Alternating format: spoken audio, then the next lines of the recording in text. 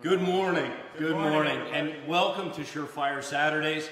The boys and I have been so excited about planning this broadcast, and it's because it is an American Thanksgiving special. That's right.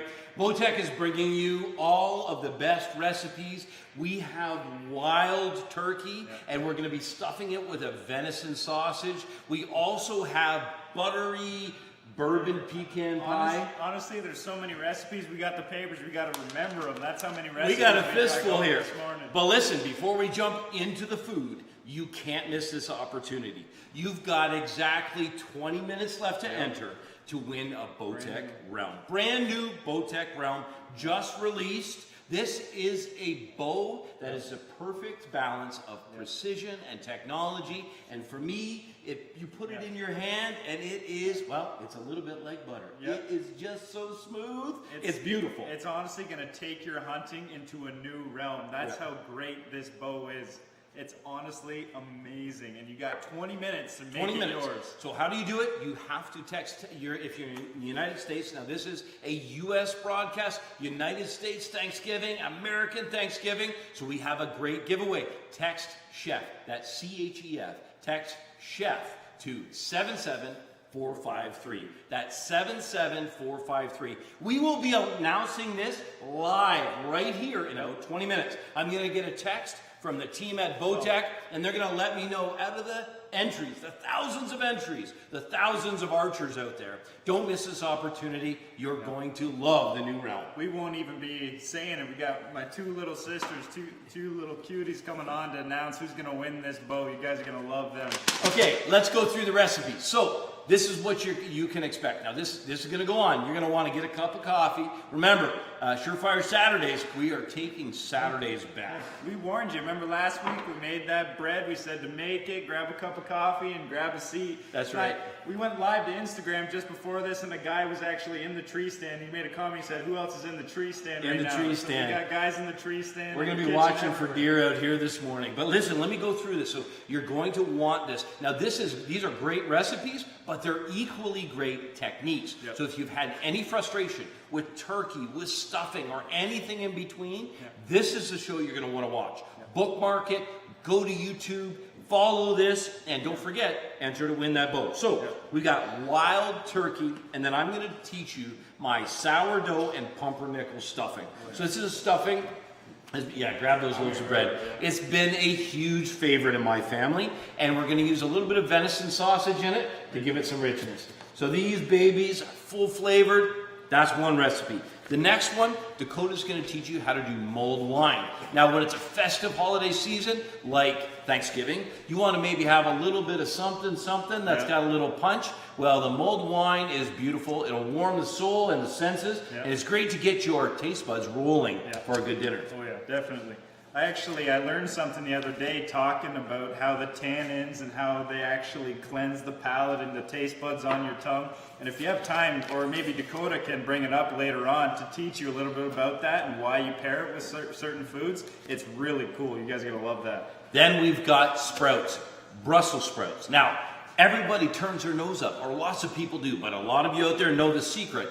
You don't want to blanch them, you don't want to steam them, you want to saute them. And we're going to be pairing them with bacon. So that bacon and caramelized Brussels sprouts, it's a perfect green. It makes green vegetables digestible. Butternut squash soup, that's going to be a beautiful recipe. So we've got a little something, got something for starters. Yep. These spiced mixed roasted nuts.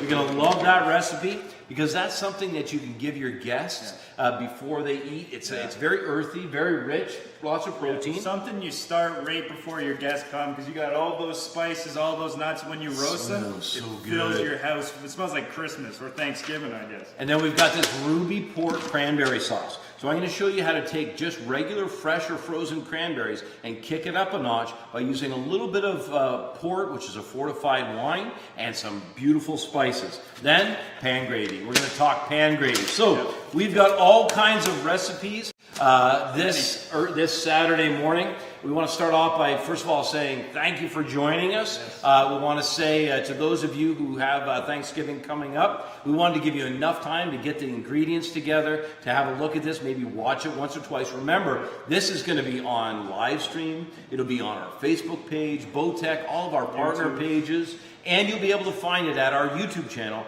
The Outdoor Chef.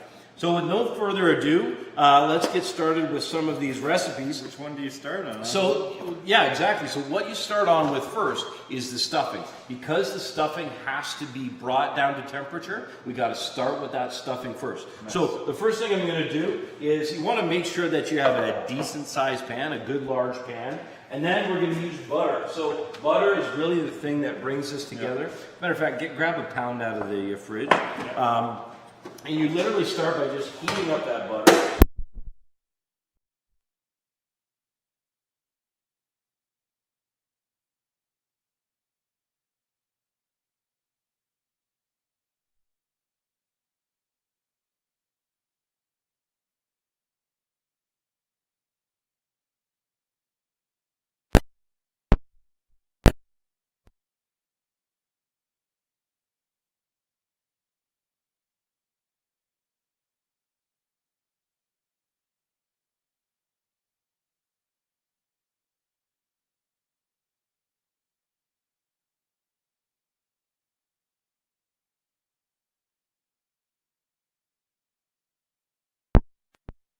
Keep clicking along here.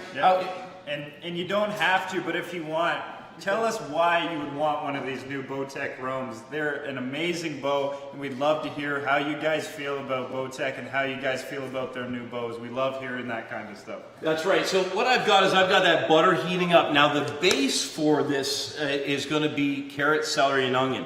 So the carrot, celery, and onion are something that you'll hear us talk about all the time. It's a great flavor base, but what I like to do is in the stuffing, I like to use the heart of the celery. Yeah. So what I do is I keep these sides. These we can maybe use for soup or for stock or something else later, but it's that heart of the celery that I want. There's a ton of flavor in there, and I want to transfer all that flavor into this stuffing. It's one of those things that, you know, when you add carrot, celery, onion, and I'm also going to add leek. These are flavor bases, so you can just have the nice bread and the flavor of the turkey, but what you're looking for is an elevation of flavor, and that's what this does. True. Especially when you saute it in the bottom of that pan, I'm pretty sure you're probably going to deglaze that pan, and you get all that flavor off that pan and all that stuff that would otherwise be missing if you didn't do it, and it really just adds that something that's really good. So what I'm doing right now is I literally just split the large ribs down the center, just so that when it does begin to saute down, that it breaks down. We want bite-sized pieces here. As a matter of fact, these are flavors that can almost disappear. Yeah. They can just be in the stuffing. We don't even necessarily want to see them. Yeah. We know that based on the flavor profile, that they'll be there. Yeah. You want me to start cutting up that bread? Yeah, that's a good idea. Yeah, so what we'll do with the bread, yes, I'll get you a cutting board here. What we'll do with the bread is we want to make sure whenever you're doing the bread, you don't necessarily, I remember my mom would always kind of panic that she hadn't put the bread out to really dry out.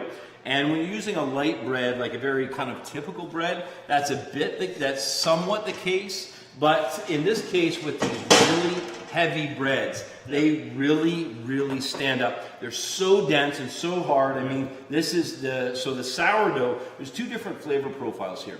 So the pumpernickel is very bold flavor. Oh yeah, definitely. Yeah, tons of flavor here. The sourdough, as you know, if you think about like a classic sourdough, San Francisco sourdough, you know that's got, it's slightly tart, it's very dense, and it's very, very nice to work with when making the stuffing. It smells great, It eh? smells great. So what Bailey's technique here, I'll just show you a little something. So when you do have a loaf of bread that's round like this, we always want to work with the knives in a way that it's most safe. So the first thing he did is he split it in half. Then what I want you to do is I want you to turn it on its end, and look at that, I have a flat side again. It allows me to pass a knife. Now I'm using a serrated knife. Serrated knife is perfect for bread and very important to use so that you can pass it through, and you just use a sawing motion. Now make sure that these are bite-sized pieces. Yeah. We want bite-sized pieces, and think about, I always think about like my mom or Cindy's mom, Nana, and think about, you know, like a very delicate bite for anybody. Don't want it to be too big and don't want it to be too chunky. You can see here I'm just melting that butter, and all I want to do, I'm just going to melt that whole thing, and I'm going to just slightly brown it so I get a ton of flavor going there. Never have enough butter. For those of you wondering, Dakota will be joining us. He's just, he's working, we call Dakota the mechanic because he looks after all of our technical stuff. So you can see here, I've got all of the celery prepared. And if you're ever wondering, like, how much should I put in? How much is too much? What I always like to do is, for this, I like to do a good handful of each. And if you have equal amounts of each, that's also very important. And just a separate note on this pumpernickel of the bread, like he said, you lay it flat on that flat side and cut those inch-wide pieces.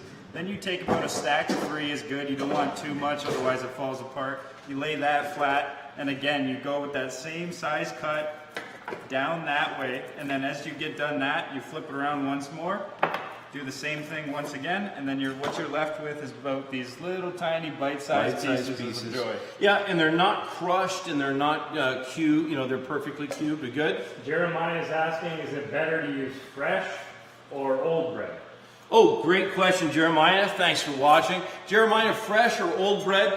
You know, that's the point I was making right here is that, so this is fresh bread. Of course, you can keep end trimmings for stuffing. The whole purpose actually of stuffing, if you go back to why it was originally done, is it would be the end-use bread, the bread that wasn't used. Rather than throwing out, you just toss it in the freezer. And of course, bread just loves to soak up all these flavors. So you can really use fresh bread if you haven't prepped for it ahead of time, or you can use old gnarly bread. Whatever you've got, it's going to soak up the flavors beautifully. And on that note, I find everyone thinks Thanksgiving or stuffing's a Thanksgiving or Christmas thing.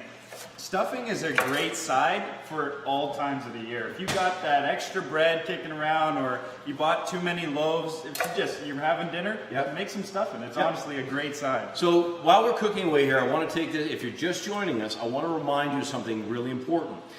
This broadcast is brought to you by Bowtech. Bowtech Archery has just released the Bowtech Realm. Brand new bow for 2017-2018, and you have exactly 5 more minutes to enter. What I want you to do to get that link to enter is to text CHEF. That's C-H-E-F. Text CHEF to 77453. Do that right now if you're in the United States, and take this opportunity to win a Bowtech Realm. Good morning, everyone. Sorry I didn't join you earlier. I came over here because I'm smelling this beautiful butter. Butter, careful. Yeah, man, that smells so good. Oh. So, you know, if you ever want to get anybody out of bed, we always often end up cooking Thanksgiving. Oh, yeah. But if you want to get anybody out of bed, like Bailey said, start using the spices or start melting some butter. It's a surefire way. So Bailey's going to keep going on the bread here. What I've got, and actually I'll flip around and I'll do a little bit. But you can work a little bit with the leek, and I think let's show them the technique for the carrots of just peeling. Just peeling. I can grab a peeler for you. These are some beautiful ingredients, folks. What you want to start with is some great ingredients, right? Start off with amazing ingredients and you'll have the best results. So we're just going to peel this carrot here. This is a Y peeler. You can use, obviously, just the regular peeler that you've seen, but these Y peelers make really short work. And I'll show you a really easy technique. If you take the carrot, lay it in front of you here, and you just turn it slightly with your finger, it makes quick work. And you just keep rotating it just as you go down it, just like that. Making sure not to take too much of the carrot off. Now, if these carrots were these aren't as new as carrots, but if they were new, you could just scrub off some of that dirt and just leave that skin right on there. How are you making out there? It's going good. Another note about the bread is it takes a little while to cut up. So if you have guests over and you're a little busy, this could be something you could do the night before and let it, like you said, get stale overnight. Well, that's a nice thing about doing stuff the night before, especially if it's something that can hold over. You want to do it so those flavors have time to like marinate together, right? Yeah. Oh yeah. Are you just peeling it? I remember, I can't remember if it was Thanksgiving, but we did the technique once of instead of chopping, we just kept peeling the carrot all the way down. That's what we're going to do right now. That's what we're doing right now? Yeah. Oh, okay. I thought he was just peeling. Oh, that's what we're doing right now. Okay. Yeah. So what we'll do is we'll get all this skin out of the way, and then we will show that. So I'll show that technique now. So you want to get all this skin out of your way here. Take a look at these two breads, guys. Look how gorgeous these are. And you can just imagine the two separate flavors that come from that. I gotta jump in here for a second. I gotta let you know, there's just 2 minutes left. So we are gonna be giving away the Bowtech round. We're gonna be giving it away live right here. But right now, there's still enough time for you to enter. So this Bowtech round is something that you will covet. Something that you will carry with you for years. And archers, one thing I can tell you about archers, they're just like chefs. They love precision equipment. And the proper tools, right? In the Proper field, tools in the kitchen, proper tools in the field. So enter right now, text CHEF to 77453 and get the link so that you can have your chance to win. We'll be announcing the winner here in less than, I would say, about 5 minutes. 5 hot minutes and we'll be into it. So Bailey's got all of the pumpernickel prepped, and now he's into the sourdough. One of the things, this is what I love about sourdough. It's just, so when you have a look at that slice, you can see there. That's just beautiful. Look at that texture, eh? It's so, and so when you bite that, and it's just like, you know what it is, actually? It's a food sponge. Oh, it is. Sourdough is a food sponge. All of this is going to be soaking up that flavor. And now Dakota, let's, show that. I love that. Now, I've just worked down all the way, got rid of that skin, but then look now at that beautiful carrot. So it's ribbons. By the way, a little side note, if you want to do carrots in your salad this Thanksgiving, instead of cutting, you know how when you get a piece of carrot and there's a lot of bite, make it rain carrots. And there's that bite, there's that heavy bite. It's okay. Got some brown butter here? Yeah, but think about how beautiful and delicate a ribbon of carrot would be in a salad. Listen, put the knife away, get your peeler out, and use the peeler when you're doing carrots this holiday season. And in terms of presentation, you have your family over. It's always nice to impress your family. For the presentation side of things, to have like ribbons of carrots just laid over your salad. Well, look how beautiful that is. That is so beautiful. What we got there, buddy? So one of our viewers, Josh Jacobs. Yeah, Josh Jacobs. He's been up since 1 a.m. because he just had a new baby girl. Did they name her? Congratulations, Josh. Attaboy. Nice. Did they name her yet? Not yet. Not yet? Okay. I can tell you, yes, Cynthia's a great name. That's my wife's name. Or Blair, that's my daughter's name. Or Grace or Blake. And Grace and Blake are going to be joining us here any minute. We're going to be announcing the winner of the brand new Bowtech round. Now, I'm going to take a second here. I'm going to put these are going into this beautiful brown butter. Everybody. You do say good morning? We're going to introduce Come on over here. Grace and Blake. This is Gracie. This is Gracie, and where's Blaker? Blake's grabbing her little stool so she can be seen. So we got just a few minutes left here. So Thanksgiving is all about family. So this is Blake and this is Grace, and they're my two youngest. So Grace, you were shooting what's the name of your bow again?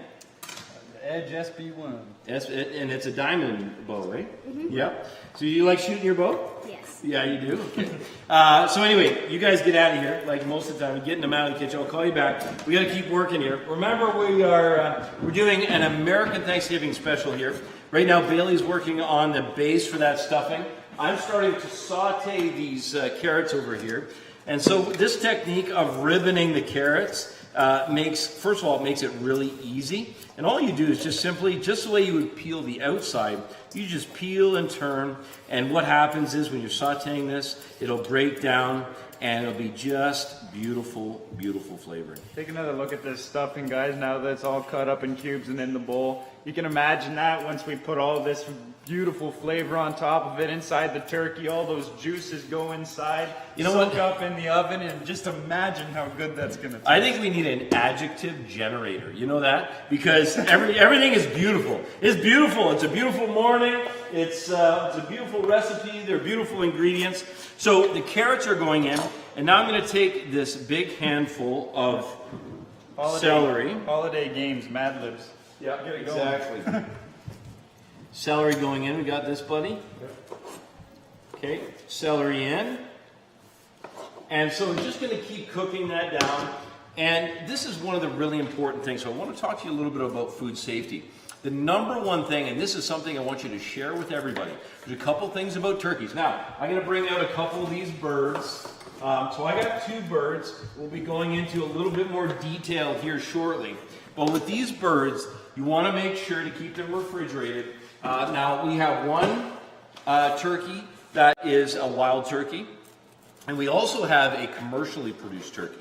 So I'm going to show you the differences in the anatomy very quickly. It's very easy to see. It's visible. But when you're preparing turkey, how you care for it in the beginning is very important. The reason we're getting this stuffing out of the way, and a mistake a lot of people can make not knowing, is they'll put warm or even hot stuffing into a cold bird. And here's the problem with that. With the long cooking period, what happens is that the outside of the bird begins to cook, while inside you have this thing where the temperature is not in a food safety zone. So you need it either below 4 degrees, or what's Fahrenheit at 4 degrees again? 40, like your refrigerator keeps it, or you need it above about 70. So it's either got to basically be cold or it's got to be hot. Anywhere in between for an extended period, and you can have bacteria grow, and that's what causes foodborne illnesses. So what I want you to do is I want you to make sure to get your stuffing out of the way. Even doing it the night before is a brilliant idea, because what you can do is you put it in the fridge, and then you can rest assured that when you stuff the turkey, that it's ready to go. We've got people asking what the score is on this celery. They're saying it's like a Boone and Crockett 250 or so because it's so big. Okay, sorry, you had me completely lost there. there. No, sorry. I'm focused on turkey and safety. I didn't know Food you could score celery. Yeah, I know. That's Food tape, new product right there. Yeah, no, that food tape. That's right. We got a big one here, On the edge folks. of the knife right there. It's I don't know. It's about would you say it's a 4.5 or a 5.5 year celery? Something like that.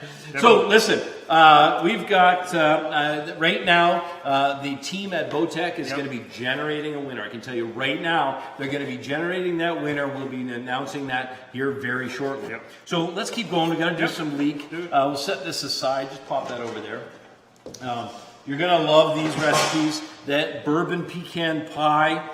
You know what, Code? I think we could probably use one more carrot, but I want to show you this.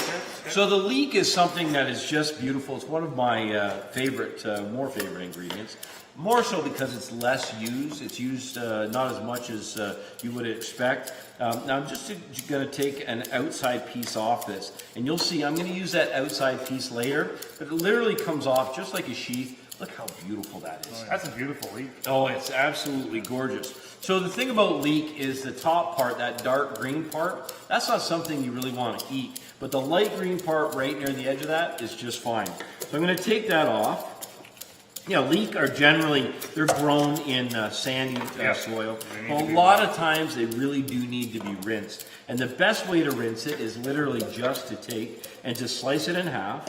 I'm going to take and slice this into 2 halves. And I'm going to rinse that root bottom. I'll show you that cross section. Because what happens is you get a lot of sand down in that bottom. So down in the bottom here, you can see that cross section. Down in the bottom here in particular, and we'll see if there's any sand or anything in there. These are actually pretty clean. But in all those folds, it's not uncommon to get that sand in there.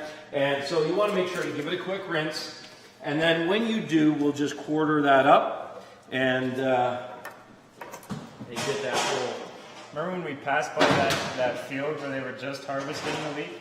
Oh man, you can smell it for a We mile. were passing by in the car, and the car just all of a sudden filled with the smell of leek, and it was amazing. So harvest time, the nice thing, of course, Thanksgiving is done at harvest time because historically this is where everybody would go, well, how do we make out this year? And of course, great Thanksgiving comes from having abundance and having a great crop. I'm going to give these a quick rinse. So Bailey's got all that prep. You got it mixed thoroughly, I see there. Yep. Something that we like to do is we actually use the pan that we're going to roast the turkey in. And it makes a great place to mix the stuffing in. So if you want to dump those in there, Babe. Yep. So we have a question. What type of onions do you use? Sweet, red, yellow? Okay, so for cooking onions, to be honest, you could use a Vidalia, you could use a yellow onion, a white onion, a red onion. You're going to really have for this, you're really going to want to use, red are typically used for fresh recipes. Red would work, but what I'd rather use is a Vidalia, a white, or just a common yellow onion will work the best. They store really well, and they're extremely easy to work with. And they taste really good. And they taste really good. I'm just rinsing off this leek. Bailey, if you want to get some bay leaves, so you got some bay leaves there. Show the folks at home. They're right there in front of me. There they are. Show the folks at home bay leaves. So if you have access to fresh bay leaves, I love the fact that they're kind of available. These are sauteing up nicely. Got to find the sweet focus spot on this camera. So these bay leaves, you can put bay leaves in your beer claw and stuff like that. And we've said many times, it's one of those things that you put in and you don't really think it's going to do much, but once you put it in, you can taste the difference. The taste is incredible. So we're going to be giving away that bow soon, guys. I may or may not have the winner in hand, but we're just going to wait a little longer. But at the same time, guys, be sure, who's out there, who wants to get a bow for someone for Christmas, right? Like, another great brand is Diamond Archery. They have bows for everyone, from your kids. Grace did a video last week with her Diamond SB1. Hey, go grab Grace's bow so she's got But it's it. great. They have bows from everyone, from Grace, she's 9 years old, all the way up to people of ages, you can never stop hunting. I'm sure there's some 95-year-old hunters out there somewhere, right? Absolutely. Yeah, so Diamond has also, they've got an exciting giveaway that we're going to tell you about at the top of the next hour. Yeah. So you're not going to want to miss that. Also, our good friends at Excalibur Crossbows, we also have another exciting giveaway to announce later on in the broadcast as well. So I'm just slicing up this leek. Again, keeping in mind that I don't want big chunks of leek. So I want nice, delicate, you can smell that, it smells. Oh, it so smells incredible. the smell is very bright, very fresh. So that's your bow. Now, Jim Burnworth told me you never hold the bow, you always hold the bow like this, and you hold it in the air like this. This is a great gift for Christmas because Grace has this, and like she said in her video, this will be the last bow she ever needs to buy because this bow is adjustable from 7 pounds to 70. Yeah, so that honestly blew my mind that they had that big of a range from 7 pounds to 70. That means like anyone from Grace's age to me can go all the way up to 70 pounds of draw. But even for Grace for Target, when we first set it, we set it very low, and what happens is, it's a little bit like working in the kitchen. Well, yeah, it's a confidence builder. So if you've never slung an arrow before, and you're like, oh my gosh, it feels like this thing's going to explode on me as it goes down. And then you realize you watch this 10-year-old girl begin to sling arrows, set at 20 pounds. I just have to bring this one in. I just got this bow. This is the BT Mag X, and honestly, guys, I fired this for the first time yesterday. I got it all tuned up with the new sight and everything. This bow is unbelievable, especially for a guy like me. I have a 29.5-inch draw length, and honestly, this bow. Big speed. Honestly, I couldn't believe the size of the cams, how fluid it was. And honestly, it was just the perfect thing. If you're a little bit of a bigger guy and you have those longer arms, this bow is the perfect bow for you. It looks like a long bow. Yeah, I got it. Go ahead. I got to show you guys the beautiful medley of vegetables here. So, we've kind of adopted a U.S. military term, which is slow is smooth and smooth is fast. And I'm telling you this right now, what you're seeing here is what is so important about cooking. You need to make sure that you take the time to work out these ingredient bases. So as you begin to develop flavor like this, so as we continue to add these, what's going to happen is we're developing an incredible flavor base. So I'm going to keep going here. We're going to season that a little bit. Honestly, the mirepoix is the smell that'll fill your house for the day. Oh, it That smells incredible.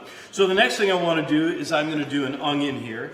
Now everybody I know is waiting to hear from Botek, but we also want to hear from you to hear what you're cooking. And more importantly, let us know if you have any questions. If you've had any struggles in the past with any of your Thanksgiving dishes, right now is a great time to ask us. We're professional chefs, been cooking for a long time and made a lot of mistakes and then figured out how to do it right. So here I've got the yellow onion. The first thing I'm going to do is I'm going to trim off the root. Now I trim off the root because if that's a fresh onion, that's where the dirt is going to be. I want to take and set that aside. The next thing I'll do is I'm just going to trim off the tip of that, just to make sure we've got a fresh onion. Slice it in half. And a flat side to cut from, so for safety. Exactly. So always working with a flat side, it helps a lot. And then I just literally peel one layer or possibly two, depending on how fresh the onion is. You can see how beautiful these are. So these would be new onions from our area here in Elgin County. So we're North Shore of Lake Erie, for those of you wondering. We're sitting here on top of on our new farm. Yep. It's the highest point in our county, so we have a really good view. And I'll tell you, we sure are enjoying, for those of you who've been watching, we sure are enjoying the new farm. Can hardly wait to show you all the things that we're going to do in that field. Next year, you guys are going to be blown with the stuff we're doing out here. I'm so excited, it's not even funny. Yeah. So listen, this is the root bottom and this is the top. What you want to do is you want to slice with that root tip away from you. And what happens is the root tip will hold all of those petals. They're really petals. It's a bulb. It'll hold all of those petals together. Literally just slice it like this. Good sharp knife is really important. Yep. And then a bisection. What I'm doing, or a cross section, what I'm doing here is I'm literally just making a fine dice, yep, or a brunoise. So this is something that will make sure that there's no large bites. I take the time actually to make sure that each one is done uniform. And the reason for that is I don't want to have any big chunks. I want to make sure I've got nice bite-sized pieces. And then you can see at the end, I just simply discard the root, and I've got beautiful diced onions. And it's a lot cleaner, a lot safer. A lot of people to make little cubes. They'll set the onion down and chop it a bunch of times like this. And it's kind of, I've myself have actually cut my thumb doing that once. Yep. Back before I knew. And this is just a lot safer, and you get that really uniform technique. And again, that's really important if you're doing something, say like a mirepoix, to do all those things in uniform cutting size so that they all cook at the same time. They're all done at the same time, so you don't have a hard carrot and a soft onion. That's never good. No. Okay, so onions going in. Smells amazing. So now it's important to talk about seasoning. Because we're going to be seasoning in levels, you might say to yourself, well, I'm going to season the cavity of the bird, or I'm going to season the outside of the bird. Keep in mind that the turkey's very big, very large protein, lots of thick meat. So we want to make sure we get that flavor all the way through. Now you might use a poultry spice or poultry seasoning. Yep. The poultry seasoning, the main ingredients are sage and thyme and rosemary. So of course you can use fresh as well. What I want you to do, Bay, is I want you to take from this. And I do a couple things. I'm going to put some inside, but I'm also going to pick these leaves. Literally going to take and pinch them, taking the stem off, and I'm literally going to rain those down in here and add that. Yeah, I love the pop of freshness that it brings. Yeah. So do a couple of those. And then what Dakota's going to do is he'll strip off. So you have a couple different varieties of thyme. Some thyme is very woody, and you don't want to put that stem in at all. Yep. This is actually a variety that I can take, and I'll show you the difference. It's quite soft, so I can actually cut the stem as well. And I'll tell you, the stem on these is just as fragrant as the leaves. And I'll just make sure that it's down into like little bite-sized pieces. Here's something that you would see. This is a piece that's a little bit more woody. Yep. You'll see that kind of woodier area on it there. And I'm just raining this now down on top of the bread. We've got all kinds of flavors going here. I want to show you another technique. Today is all about technique. So listen, if you're just joining us, grab yourself a coffee, sit down, grab a notepad. We want to have this conversation with you. We want to show you all kinds of really great techniques. I'd like to thank everyone for joining us. We're going live to over like 15 pages right now, and we're just getting, can we answer some questions? Yeah, let's answer some questions. We're getting lit up with questions here, Okay, guys. let's go. Okay, here we go. Should I cook a turkey in a bag to hold the juice? Actually, it's a great point because putting it in a bag would, of course, contain it.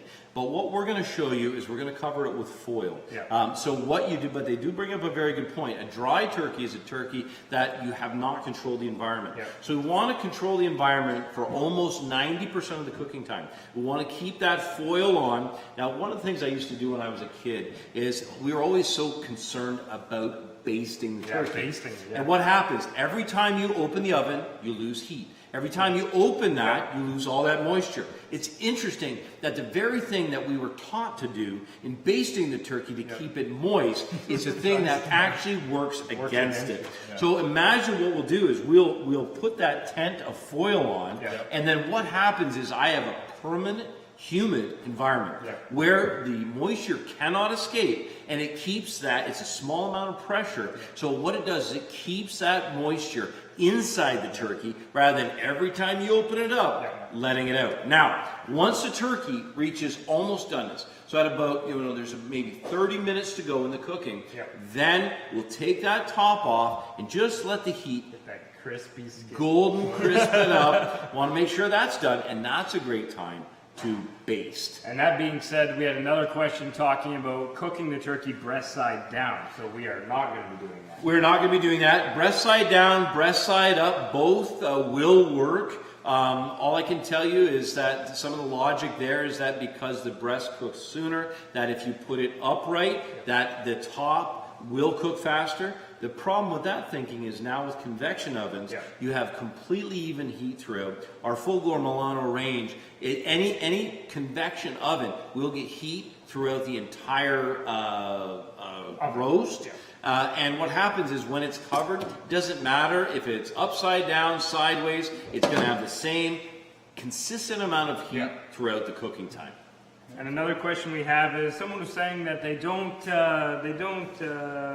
Russell Higgins was saying that he hasn't quite gone out quite turkey hunting because he's heard wild turkey is very gamey. Right. And I mean, so our experience so far is there is a difference between a commercial turkey and a wild turkey. There is a difference. I think now's the time to look at that. And so the thing is, here's a wild turkey here. This bird. I was gonna say. Can you bring out that black board there for me, please? Yes. And so there is a difference between the two, but we've taken both older tom turkeys and younger, and there's also been a difference there. So the younger turkey obviously tasted a little less, what you want to call gamey, just had less of that wild turkey flavor as it was younger. And this bird here, this bird was 22 and a half pounds. He was an older tom. I'm sure you see him in our videos there. So he was an older tom, and you can see this dark meat here, eh? Yeah, get another one of these boards out. We're going to do a side by side here. Grab those paper towels as well. We're going to do a side-by-side comparison here just to show you. So you have to know, for me as a professional chef, I'll get that out for you. Yep. You got it there? I got it. That out. Oh, you should grab that heart. And this is why we're doing two birds. We're doing both a wild turkey and Spin it around commercial so it's the turkey same for size. this very reason, so that we can show you the differences and you can be extremely accurate when you're cooking both. So these are the Botec twins, okay? Why don't we turn them around? So We definitely, okay, good idea. Staring down the business end. Okay, so you can see the biggest difference here, obviously. This pronounced breastbone that is remarkable. That guy goes over there. Yep. So you can see that incredibly pronounced breastbone. And then here, the size of these, the white meat or the breast meat, these are honestly, like, look at the difference. These are honestly 3-4 times the size by volume, by mass. But you can see, the legs on these guys, if any of you have ever hunted the wild turkey, you know those son of a guns, they run like the wind. So, first of all, this has been brined, and what I want to talk to you about for brining, so this is actually coming along. I'm going to come back to brining in just one moment, but I want to, I've got to put this on so that our stuffing can cool down. And I'd just like to say something for me. When I first started eating wild game, I didn't really notice the gaminess, especially with venison, but with the turkey, I really did. And the one thing I did is instead of, because you have a mindset of turkey from buying conventional turkeys from the grocery store, I took it in my mind as kind of thinking of it as a different meat. No different than turkey is different than chicken. So I was like, this is turkey, but I thought of this as almost like I'm trying a new meat. Well, and that really helped me get over it. Especially because you're looking at a completely different diet as well. Well, and that goes to someone's question. They said, did we notice a difference in geological location? And that we have. So here in Ontario, we've hunted turkeys in our area. In our area in southwestern Ontario is mainly, it's all agriculture, corn, soybeans, and so on. My arm's getting tired. I got to show this. Okay, show them that. So I just want to show you this for a second. You can see how that 1 pound of butter, while it seemed like a lot initially, that right now it's completely soaked that up. And then I'm going to put this on top. I'll hold. You finish up your. And then we hunted turkey up north here in Ontario, where they would be much more wild. They're basically forest-dwelling birds. No crops for them to eat, and there was definitely a distinction in flavor difference.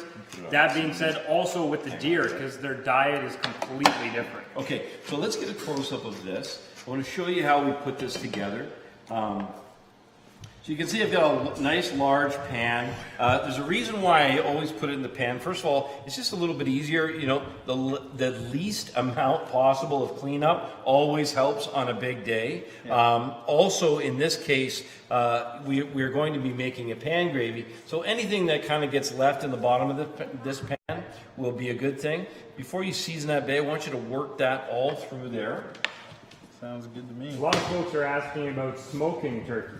Yeah, smoked turkey, also deep fried turkey. So obviously smoking turkey is going to be about the same pace as baking it in your oven. So a smoked turkey you're going to do at a lower temperature over a longer period of time. What we want to do, and with the wild to table movement, is we want to make sure that we make this food as palatable to everybody as possible. Now, as you know, smoking adds a lot of strong flavor. Now, that strong flavor will match nicely with the strong flavor or stronger flavor of wild bird, but let me tell you what brining does. So brining, and what I did, I had a flavor base, water, about half cup of sugar, half cup of salt, and then we added some flavor. I had a little bit of wine, you could add beer, you could add whatever you want, but what that does, imagine it's just like an exchange program.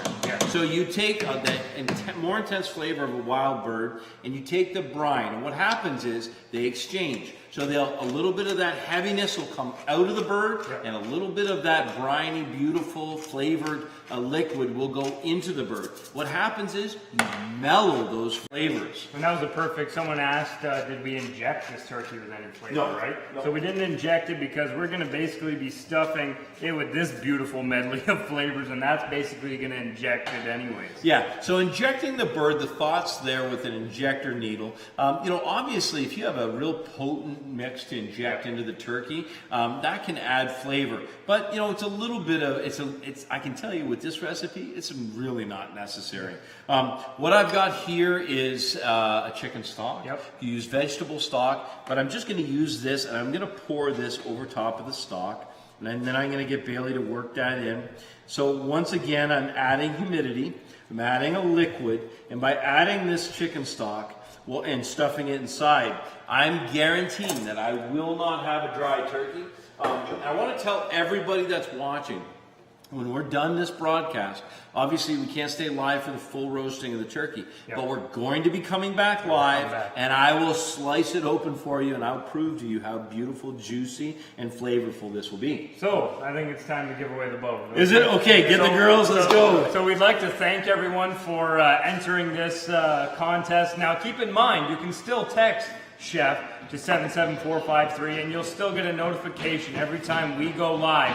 So be sure to do that because you're not going to want to miss all of these amazing recipes. But it is time to give away the realm. Okay, so let's first of all, here Blake, let's stay. They're front and center. You stand up there. Let me see, let's see, where are they from first of all? Okay, let's see. We got so many people who are watching us from the woods right now. Oh, really? Watching Okay, us in well. the stand saying they got bucks walking by. Nice, we gotta check and make sure you get them out of Stop there. watching and shoot. So our winner. Okay, hold on a second. Yeah. So they're from Pennsylvania. From the great state of Pennsylvania. What's Pennsylvania? What's the license plate say? Pennsylvania is somebody from Pennsylvania. Tell me the state saying. Come on in here. Okay. So the winner's from Pennsylvania, and this is not the actor. No. Okay. What's that? Okay. Say. Don't say it. I'll tell you. Ready? Say it nice and loud. 3, 2, 1. George Burns. Right there. One more time. George Burns. George Burns. George Burns of Pennsylvania. Of Pennsylvania. You are the proud new owner of a Bowtech Realm. And we want to say... What's that? Congratulations. Congratulations. And you're going to love it. Yeah, we want to say happy Thanksgiving and congratulations. Yep. Now, for those of you who are still watching, don't you go away because we have diamond bows to give away. Yep. We've got Excalibur crossbows to give away, Yep. and we're going to tell you once we get these birds stuffed and in the oven, we're going to tell you how you can win those bows and crossbows. Thank you, girls. We'll see you in a little bit. Here, take your stool with you. Okay, so now. Bailey is going to season this with some salt and pepper. Again, if you're enjoying this broadcast, throw some hearts, throw some thumbs up. Let us know that we're doing a good job. We appreciate it. I just thought of a really cool idea. I haven't run it by you guys yet, but I'm just going to say it. Next week is actually Thanksgiving. Yes. And all of you watching are going to be cooking. And I want one of you guys to send in one of your favorite Thanksgiving recipes. It could be anything. Yeah. And I want to cook it next week on Surefire Saturday. Yeah, that sounds I think good. that'd be really good. Since you're doing that, what we'll do actually, tell us if you make some of this that we show you today, send us a picture, tag us on the Outdoor Chef, tag us, and next week we'll pick, you have to tag us, we'll pick a winner and we'll give away a pair of Vortex binoculars. Vortex binos, that's what we're going to do. Yeah. We're going to give you a pair of Vortex binos, but you got to work for it. We want to see your bird. We want to see your recipe. Yes, you see me. Yes, we want to see and we want to hear from you. Tag the Outdoor Chef in your picture of your Thanksgiving dinner. I feel like we're on the Oprah show. We're just giving stuff away. That's for next year, right? Okay, let's get back. Let's focus let's get here. back to work. So the venison sausage, and I got to tell you guys something. You're going to be looking at this sausage going, that's not quite dark enough for venison sausage. By accident, I had the last venison sausage with my breakfast the other morning. So we're using a really good pork sausage right now, but I didn't want to pull your leg on that one. So Bailey, if you can split these open. Bowtech viewers are too smart. Yeah, I know. They would know. They would be like, hey, that's not venison sausage. So I'm just going to set these birds aside for a minute while we work on this. Yeah.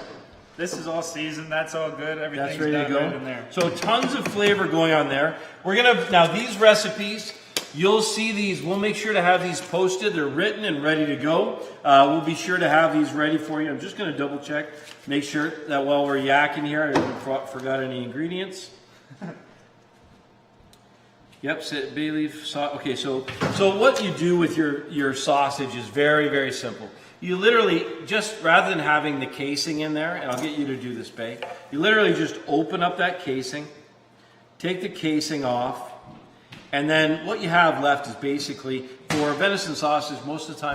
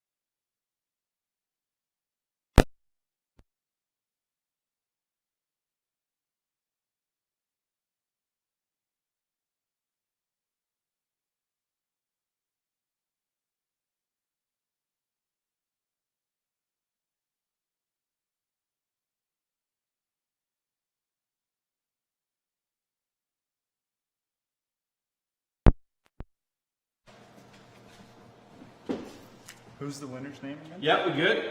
Yep. Okay, so sorry, a little technical difficulty there.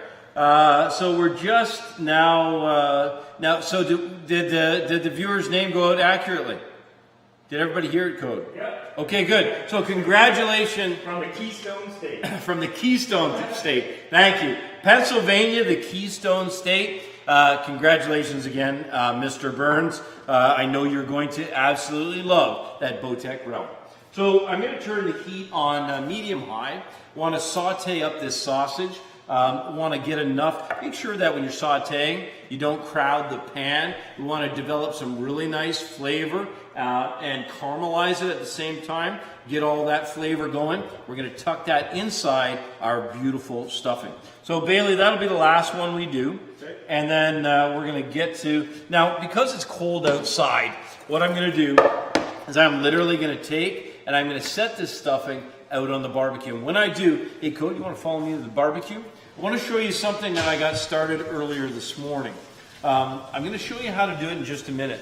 But this butternut squash soup that we made, oftentimes, especially at Thanksgiving, your range is full. So you got a turkey in there, maybe you want to do a pie. So having a really good barbecue, and my Coyote Outdoor Living barbecue is my go-to barbecue. Having a good barbecue gives you an extra hand in the kitchen.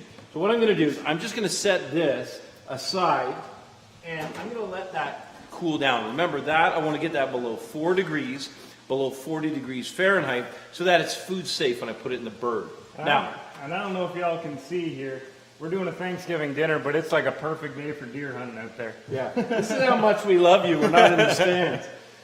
Excuse me. So let's have a quick look here. Now I put these in. These were in for about an hour and 20 minutes. Look at that. I mean, come on. This is absolute perfection. So you can see that you can use your barbecue as a convection oven. The shape of the barbecue, its radiant heat and the way that it moves around, it's a perfect place to do something like these beautiful butternut squash. So I'm just going to leave these on. This has just been turned off. So I'll let those cool down. We'll be harvesting that flesh in just a few minutes when we start to do our squash soup. Now, the pan is starting up over here, and all I'm going to do is just make sure to toss that a few times. We'll saute that up, and then I'll put that inside that beautiful stuffing. Just on a separate note, George, everyone on Bowtech saying congratulations. Everyone's happy for you, man. They're congratulating you on that bow. And Robin said Thanksgiving is his birthday as well, so happy birthday in advance for that week. Yep. No, It's his really? birthday, yep. And then So George's birthday is on Thanksgiving? No, it's not George's. Robin. Okay, sorry. Sorry, okay. Then I you're really- thought you're it not that was lucky, George's dude. birthday. We really got it going on. Okay, and someone asked, is that smoked sausage? This is not smoked sausage. It's just a spicy sausage. So just, frankly, any sausage that you really enjoy eating will be a nice complement to this. So if you're taking notes and you want to see what's going on, this is a great time to grab yourself a coffee and maybe grab a pen and paper. Keep in mind, though, that all these recipes will be posted as soon as the broadcast is finished. And don't forget, we'll be coming back with a live reveal of every single recipe. So this sausage smells amazing. What I've got here is I've got fresh cranberries. You might ask yourself, fresh or frozen? I'm telling you, it doesn't matter. There's no need to thaw it. If you have frozen, dump them in frozen. These are fresh cranberries. I remember the first time I learned how cranberries are grown. Yeah. That was amazing to me. So fresh cranberries are going in. They've had a quick rinse. Now, we're going to go through this recipe. This is a beautiful. Can you find me the microplane? Yeah. So cranberries you've seen many times, I'm sure. Cranberry orange muffins, cranberry orange drink. Well, cranberry and orange go together beautifully. So what I've got is I've got a beautiful navel orange. And I'm going to use the juice, but I'm also going to use the zest. Now the zest has all of those beautiful oils in it. The zest is really important to use, and man, it'll smell good. Oh, yeah. And so all you need to do is just use a microplane or a fine This is fine one grater. tool in the kitchen with all of our recipes that you can't be without. The zest of any zest is amazing. Of any citrus, Of yeah. any citrus, yes. Yep. Lemon, orange, anything. It's great. Adds a flavor that when it's not there, you realize it. Okay, so what I need now is, whenever you're going to juice something, you just give it a quick roll. Loosens up all those little pockets of juice. Also, your hands smell fantastic for the rest of the day. And I'm just going to use a ream. If you don't have a ream, actually, if you don't have a ream, what you can do is you can use a pair of tongs like this. It's like a power assist. So if you can't quite squeeze it, this will help. Some leverage on it. Yeah, exactly. This helps really, does a really good job. Yeah. This, the ream does a great job too. Gets I'll a let you little- do that. I'll let you guys do that. I'm gonna. Get some, Yep. No, that's good. Just get that. Citrus smells This incredible. citrus smell good.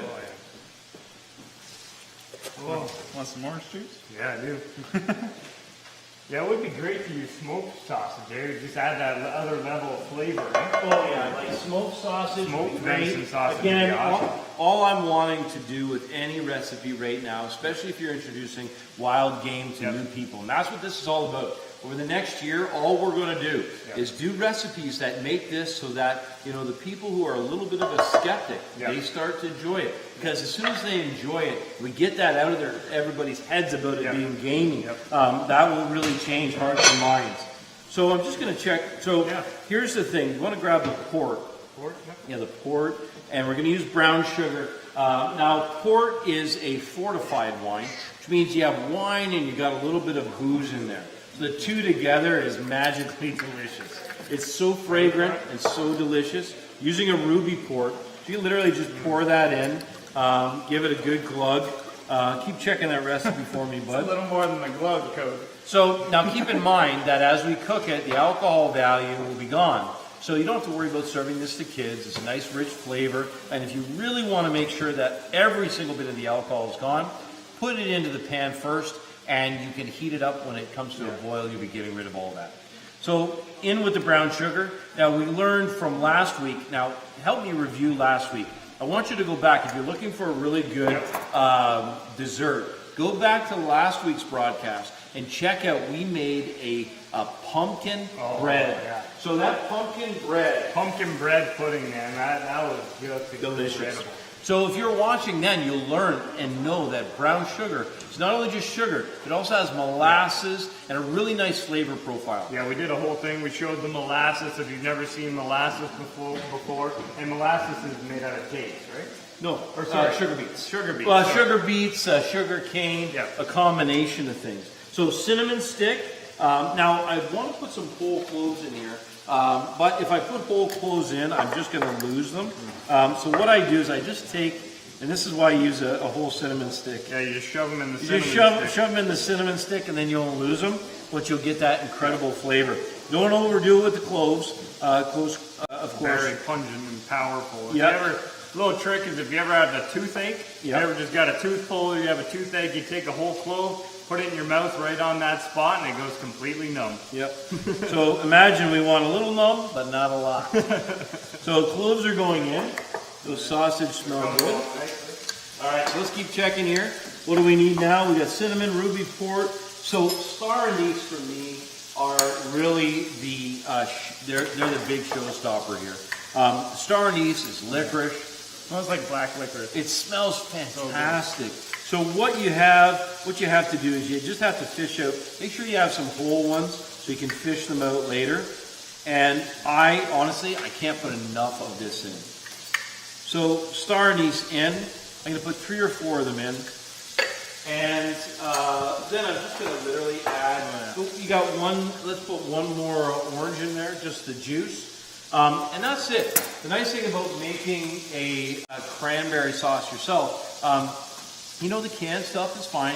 We say it all the time. Use whatever you have access to. Food is all about sharing the food, not about the snobbery that sometimes goes with it. But listen, if you have access to fresh berries or frozen berries, try this recipe. Even if you have a couple of these ingredients, it's going to be elevated considerably. Plus, smells great, looks great, and don't forget, for your moist maker the next day, right? Oh, yeah. Joey, Oh, yeah. for your sandwiches the next day, there is nothing Is it Ross, the noise maker? Okay, sorry. There's nothing. I figured it was food. It was Joey. You put cranberry sauce on that sandwich. And why the cranberry sauce? So cranberry sauce, think about how much different heavy food goes with Thanksgiving. The difference, or the nice thing about cranberry sauce is slightly tart and slightly, a little bit bitter. So it cuts through that a little bit. That's what makes it such a nice compliment to the turkey. That's it, man. Perfect. Okay, grab our stuffing bag. Now, what I'm going to do with this, I love it. People are like saying they're like in the stand hunting right now, like watching. If you guys are in the stand hunting right now, let us know where you're hunting in or what you're hunting. I love it. Send us a picture in the stand. I love that. Put that right in the comments. Take a picture of yourself in the stand. If this doesn't motivate you to fill your freezer, I don't know what will. Send us a picture of your bow in the stand. That'd be cool. So, what you're hunting with. What are you guys hunting with right now? Yeah. So what we want to do with this cranberry sauce now is, I love recipes where you can kind of set it and forget it. With this, we need a little bit of salt. Okay. Even when you're doing sweet recipes, you should always be thinking about adding a little bit of salt. You do it in your baking. I want you to do it here as well, because the little bit of salt, perfect. That little bit of seasoning, all that's going to do is just going to accentuate and make a nice flavor profile. That reminds me, someone was asking, are we using unsalted or salted butter? So, great question, unsalted or salted butter. We're always using unsalted, and the reason for that is, especially think about, the best example I have is a soup. So let's say we have it in a soup, perfectly seasoned, right? And then we're concentrating that flavor. Instead of having it perfectly seasoned now, it's going to be over salty. So if you just have salted butter, that's okay too, but just keep in mind that when you're adding salt to your recipe, back it off a little bit. We don't want it to be over seasoned, so that's a great question, thank you. So let's get this on just like medium heat. I'm going to cover that up, and just literally they're going to boil those cranberries. They're going to start busting open. They're going to soak up all that flavor. Once they've done that, I'm going to uncover it. And I'm going to reduce it a little bit. What I mean by reduce is I'm going to concentrate the flavors. I'm going to get rid of some of the water. Whenever you're concentrating a liquid or a sauce, what you're doing is you're just evaporating water. You're leaving all the flavor and you're concentrating that flavor. So, just a quick note, if you're just joining us, it's an absolute pleasure to have you joining us for our American Thanksgiving special, sponsored by Bowtech Archery. We're starting to get some recipes down now. We're slowly but surely making our way through all of these. That's right. So now what I'm going to do is, Code, do you want to... I'm just going to pour off a little bit of this excess fat. Okay. I'll just put it in a cup here. Silver bowl? No, I got it. Sorry, I'll just put it in a bowl. A little bit of this fat is fine. Of course, it's pork fat. I just don't want it to be like overwhelming. Oh, I don't know, man. Look at that flavor. I'm leaving that in there. That's too good. That's too good. That's why, the food coma that comes afterwards, it's okay. It's all good. Just let it It's all happen. good. Embrace it. Embrace it. Everybody needs to go down. Be the sausage. So I'm just going to fold this together. Yeah, okay, you go ahead and do that. Fold that together nicely. Pardon me. The smell coming from this now, between that mirepoix, even the salt and pepper, and the sausage, it's starting to smell amazing now. And that sage, I just smelled that sage too. The sage is nice. I'm just going to take a few large sprigs. I'm just going to take some sprigs now of thyme. We'll fold that in there as well. So you can see that stuffing. You can imagine doing that stuffing ahead of time, how much time it would save you the morning of Thanksgiving. Do this the night before or even 2 days before. Make sure to refrigerate it because it's got chicken stock and butter, but this is something that will only get better in time. Think about the best soups, the best sauces. They all get better with time. It's going to be the same thing with this. Here's a question I'm going to throw at you. What's better, Thanksgiving dinner or Thanksgiving leftovers? That's a common argument we have in our family. The Thanksgiving sandwich or dinner, which one do you guys like better? So is it leftovers or is it the dinner for you? Do you want what comes afterwards or is it the first serving that really gets you going? Listen, I just want to remind you that we've got a bourbon pecan pie that we're going to be preparing here shortly. I'm going to teach you how to make Brussels sprouts in a way that everybody's going to love them. That's got to go back outside. And then, you know what, Bay? I need some cleanup in aisle 11 here. We got to keep rolling. We got a question? Daniel Schilling is saying he's turned many people into loving wild game. He was out this morning for a little bit, not much movement in Iowa, but he's got 2 doses down with the Insanity bow from Bowtech this year. Still waiting for the big guy. Nice, Nice. very, When you're very in nice. Iowa, you can get her done. All right, Iowa. Thank you, Iowa. Yes, Cindy. While you were busy cooking, there was some deer out here. Okay, so we do have deer in the field. That would have been information that was helpful a little while ago. But we got deer in the field. It's a beautiful time of year. It's a great time for family. You know, we talked about it last week on our Remembrance Day broadcast about those people that we got to call. I got to say it. Thanksgiving is the time where you got to reach out, maybe to an old friend we haven't seen in a little bit, maybe to a parent, sibling. Thanksgiving is the best time because everybody's hearts and minds are open and ready, and it's a great time to be able to be thankful for everything that you have and think about the year past and the year ahead. I know that's what I'm thinking about. Jeremiah's already asking what we're doing for a Christmas special. And we just so happen that the 23rd is a Saturday. So It we're is. right before Christmas. Yeah. Okay, so let's talk Christmas here just for 1 minute. Now, Diamond Archery is giving away a bow. And it's going to be available to you. Yep. We're going to close. It closes on the 15th. So, as a matter of fact, can you bring that up online? Dakota's going to bring, Dakota's going to bring it up right now. So we're going to bring that up. I want to talk to you a little bit about that. So that's the one we wanted to announce, that Diamond is giving away a bow. You know, Bowtech gives away bows, and they don't, you know, they don't do it super often. They do it because they're excited to share something. They're excited to get you excited about what they're doing in terms of the technology. I know the guys who've been working on this launch. They've been working like 20 hours a day. They've been putting their heart and soul into this because for them, it's about the life. Yep. It's not just about the bow, it's about what this bow and the other bows in the lineup do to make your life better, to make you better. Let's face it, as archers, it's all about precision, accuracy, timing, and the thrill of being a true craftsman. So, go ahead. I'm going to keep rolling here. You guys have been watching just a few of the people behind these bows over the past little while with their live hunts out in the field. These are guys who are in the field just like you, and when they look and talk and think about these bows, they're making it for their own lifestyle, and they're matching it to that hunter lifestyle, and you guys live in that too, and it creates this great relationship, and it honestly, it creates a great bow. So what we're going to do now, so we've got, let's just do a quick recap. We've got our stuffing ready. I've shown you the birds, the Bowtech twins. We've given away a realm. We've given away a realm. Now we're going to be talking about the Diamond giveaway, and that's a Christmas giveaway. And I'll let you know right now, the Outdoor Chef is going to go live for Surefire Saturdays, and we're going to do 2 Christmas broadcasts. Yep. The first one is going to be baking. Now, my grandmother, my mom, Cindy's mom, Cindy's grandmother, these guys, they were all, I was at an event yesterday, and there was all kinds of like sugar cookies and squares. We're going to do a baking segment. So this is one you're not going to want to miss.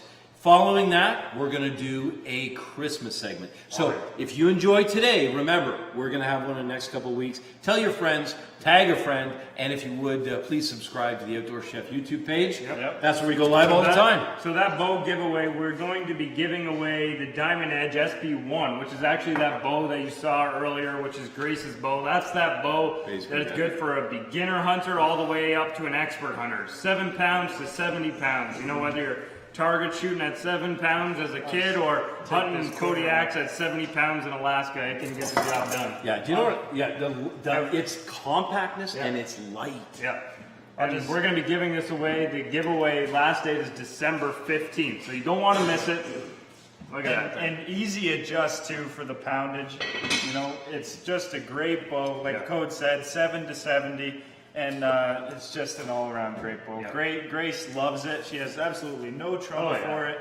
And as for a Christmas gift, if you've got young archers or an old archer, that it's just perfect. It's a perfect Christmas gift if you can give it up after you win it. So what I've got now is I just have some slab bacon. Oh, yeah. You can use pancetta. You can use any pork product will go actually really, really nice with this. You could use sausage. But what I'm going to do is I'm just going to use this beautiful, nice little slab of bacon here. Don't need a ton. The bacon is going to add two things to those Brussels sprouts. It's going to make it crispy, but it's also going to add, so it's a texture thing and it's a flavor thing. I forgot about the Brussels sprouts. Yep. Just to help you guys out a little bit, I personally am not a huge fan of Brussels sprouts by themselves. I never liked them. I'm probably going to say probably never, but when my dad breaks out this recipe for Thanksgiving, stuff like this, between the bacon and the butter and the salt and the pepper, I love them. They're honestly almost one of my favorite things when it comes to Thanksgiving, and I hate them. So you guys are going to see. Try this recipe if you don't like them, and you'll see the difference. Okay, so what we're going to do here, can I get another board? Yeah. Because I don't want to, I've got bacon. Jeremiah's asking if Grace got a deer this year. No, So here in Ontario, you actually can't hunt until you're 12 years old. So Yeah. Grace is 10, so she's got two more years of practice, and then she can get herself a deer. Yeah, but Hitting those bullseyes in 2 years. Though. yeah, and so then, imagine for her how much anticipation she has and how much excitement she's experiencing just getting prepared. But, preparation is an important part of hunting. Yep. And part of the whole conservation stewardship of hunting is being able to pass it down in a responsible way. And that's what I love about starting them off young. You start them off young, she's seen deer hanging in the barn. Yep. She's tasted the deer. She understands what's going on. And it's helping to shift her mind. Yeah. So instead of, and this is actually, I had somebody comment I had a discussion yesterday about this. Instead of somebody thinking to themselves how backwards the idea of they see something coming out of a package and they feel like, oh, okay, that's a good thing. And then they see something coming out of, let's say, our barn and they're like, oh, that's like sketchy. How wrong that thinking is. And there's nothing wrong with commercially produced meat. I'm not suggesting that there is. But the idea that somehow something that runs free, that then is taken in a heartbeat and then becomes part of your diet is less healthy or less responsible or less inviting in any way. I can assure you as a professional chef, I have never in my life tasted or experienced the flavor, the texture, or even the color of what comes out of a wild experience, whether it be black bear, turkey, white-tailed deer, and for us, the exposure limit is just beginning to increase. Well, I mean, imagine how many things we haven't hunted yet, right? Oh, so I've got a hot pan. Important to have a hot pan. Bacon's going in. Everybody's fried bacon before. So Someone said new hashtag, bacon and bow tie. Bacon and bow tie. So just make sure to rinse your hands. You get a little bit of a log jam here. Babe, maybe you could clean up a little bit of this log jam here, and I'm gonna start working on these Brussels sprouts. So Brussels sprouts are part of the cabbage family.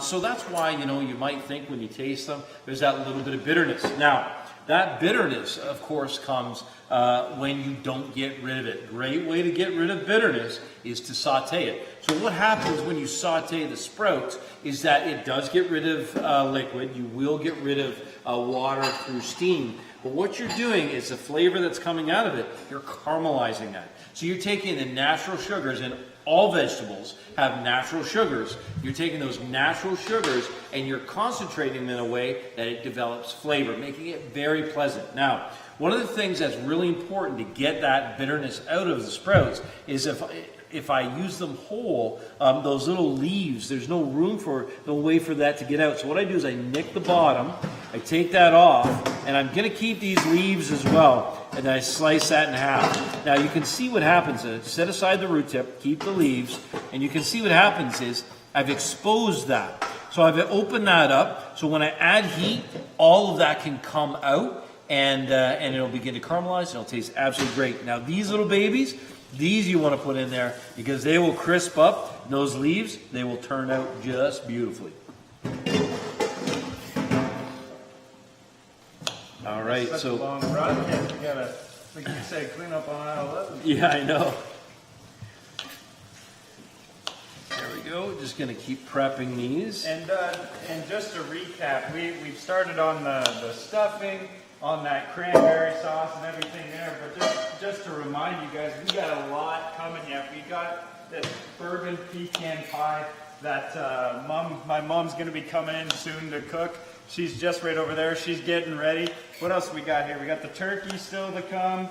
We got what else we got? We got the spice nuts are still to come. Spice nuts are coming. Those are going to be great. And we showed you guys these great vegetables here with that mirepoix. And if you have time, especially over the week, Thanksgiving's coming up next week. Take the time, get out a notepad, go through, watch this again, and write down those specific things. Even write down the recipes. We'll be releasing them after, and just kind of watch. Yeah, so you can download and print them, and then you know what? Just take the outdoor chef right off the top of that page and make that recipe your own. Get one of those little recipe boxes. I thought that would be cool. I want to make one of those little recipe boxes. You know that you got like 50 years of recipes. You want a in there. little recipe box? I do.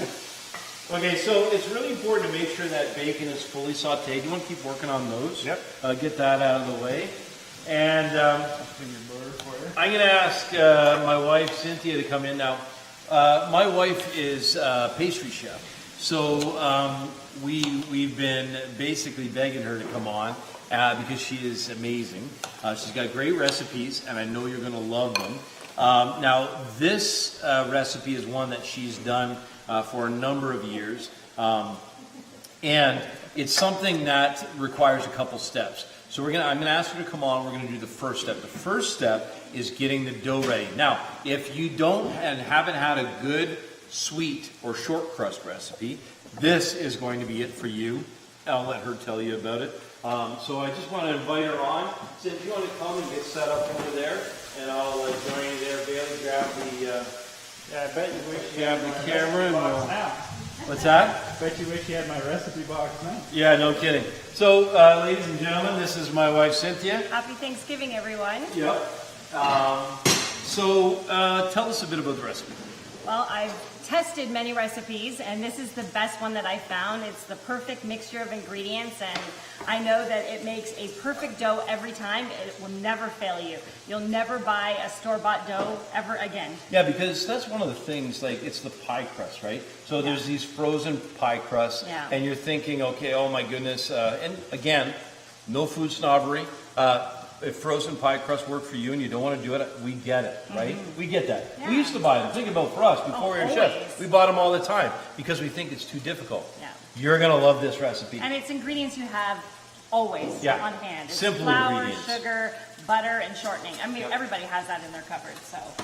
Oh, I need my, You're going to get the butter? Okay. Out of the back, I need a large cutting blade for this. Okay. So we got a food processor. Now, the thing about this recipe is it can be cut together by hand, right? Like, you can do it by You hand. can do it by hand. Yeah. So if somebody doesn't have a food processor, that's the important thing with all of our recipes, is they have to be available and achievable with the minimum amount of equipment. So if you happen to be in a remote location, this is something that you can make. You can obviously travel with butter. Now, tell me a little bit. You pulled this out of the freezer. The reason that I use the food processor is because I find the best way to make this is with frozen butter and with frozen shortening. Right. So it makes it a lot easier to chop through it than, if you're doing it by hand. But it's possible. So It's there's possible. two ways. If you don't have a food processor, you can obviously use a cutting tool, or you can also use your hands. It's French. The technique is called sablé. You literally just run the butter and shortening through your hands. I'll go get it. You have too You much have that, cooking. you have that look in your eyes. Okay, I'll find it. Feels weird having mom on the set. What are you doing? What are you cooking here? I'm cooking your favorite Yeah. bourbon. I don't know. I think Now, guys, if Yeah. you have Dad's any is questions, better. if you have any questions about desserts, now is the time. Ask them. Ask away. Ask We her have all a these questions. professional baker in the house, right? Or what do you call yourself? Sorry, a pastry chef. Pastry chef. Hey, don't give your mom a hard time. All right, so we got the large cutting blade. And baby, watch that bacon there, buddy. Just a side note that I am going to remove the top from the cranberries. So I'm taking the lid off. Smell that? Smells incredible. Just the the lid lid smells alone. incredible. Yeah, it's amazing. So, one of the things, I always get asked, so we've had the privilege of serving prime ministers, presidents, celebrities, royalty, you name it. It's been a great honor. But one of the things we always get asked is, what is the difference between, kind of what we, like everyday food and what makes really great food? What makes really great food is the right equipment, the right techniques, and the right ingredients. Now that cranberry sauce with just a couple little things is elevated dramatically. Dramatically. Okay. Do you want to come and smell this? I think you should come smell this. We have a guest. Yeah, you want to come? Yeah, come on. We've got a friend here. So you keep going. You have just honestly, because they won't believe us. So I'm going to start. It's the easiest recipe you will ever do. Say hi. It's 3 cups of all-purpose. So we're just doing that. Okay. Smell that. Oh my God, that's amazing. So, Linda's a vegetarian, so we're trying to convert. We're trying to convert her. But I knew she would love the cranberry sauce. It smells good, right? And she will eat my pie. Yes, she will. Okay, good. Okay. So as you can see, food is always a family affair. And it's great, it's great to get big groups around. It's really important for kids to see this happening because kids love the kids to love help cooking. We got Nana, we got Papa, Rob, Linda, Grace, Blake. We got a whole bunch of people here. They're all enjoying the smells coming out of this. They're getting Okay, so we're talking too much. Let her do her deal. Okay. So you start with 3 cups of all-purpose flour. People are asking how to make raised donuts. Raised donuts? Actually, if you join us, so raised donuts, That I'll would be be a doing. good thing to do. No, for New Year's. So New Year's, I'm going to do a classic. I've got Dutch roots, puffages, which are basically like an apple fritter. We'll be doing that, and we'll be celebrating New Year's with you, Surefire, our New Year's celebration. So if you want to know how to make donuts, it's the same principle. This one has raisins and currants and all kinds of beautiful things. Sorry, go ahead. That's okay. So 3 cups of all-purpose flour, a cup of just granulated sugar, and a pinch of salt. I didn't know pinch was a serving until my mom became a pastry chef. And then what I do is I just incorporate that together with a few pulses. There it is. Now, the bourbon pecan pie, how, tell me what stages this all comes in here. Well, you have to make your pie crust because pie it has crust to first? rest. So once that's combined, Why does it have to rest? just so that you can roll it out. If you do it right after, it will just fall apart. The best way is to let it rest for about 30 minutes in the refrigerator covered with saran wrap, or just put in like a Ziploc bag, flatten it out, and then put it in the refrigerator for 30 minutes. Okay, so butter going in. 12 tablespoons of butter, which is what makes it so yummy. So the reason we use butter and shortening Right. is because butter brings flavor, but shortening Flaky. will make it nice and flaky. So you're probably very flaky. Yeah. So what happens is there's moisture. So in the crust, as the heat hits it, it will give you a puff. So it'll slightly, and it's the water escaping, creates a little puff. So, and then it creates that puff, and then it kind of bakes and freezes there. So what you have is you have all these multiple layers of air trapped in that pastry. So instead of being like a brick on the bottom, you've got this nice flaky texture. But the butter and that together make a beautiful combination. It's like the T4 mix of baking. Yeah. Yes. For And I use 12 tablespoons of butter and a third of a cup of shortening. And then I just pulse it together like 12 times. Sometimes you have to do it a little more. You don't want to overwork your dough, because if you overwork it, it'll be so elastically. When you put it in the oven, it'll just shrink right back up. And you've ever had that where you do the perfect pie crust and it looks beautiful, and you put it in the oven, and then it just like disappears on you, and everything falls out all over? This bacon is done. So this basically is doing it for you. It's sublaying the butter and the shortening into the flour. You just keep a close eye on it until basically what you want it to look like is sand, white sand. Yep. And I really want you at home, I want you to, when we get it to that stage, let's have a good close-up on that. So I want you to see the texture. Very well, good. Okay. So, as you can see, It's now just like white sand. Let's take a look at that. The Nice. sand of the Caribbean, man. Yeah, That's yeah. right. Everything going to be all right, Mom. That's perfect. I'm just going to interject just for 1 minute before you put that in. What I've got here is I've got the bacon. You notice how crispy I've got that bacon. Want to make sure it is, because as soon as I add the Brussels sprouts, all of that water is going to start to escape. I leave a tablespoon of 2 in the bottom, and what I want you to see is look in the bottom of that pan. All of those little bits, those are going to be picked up by the Brussels sprouts. So those sprouts now, let's put those in.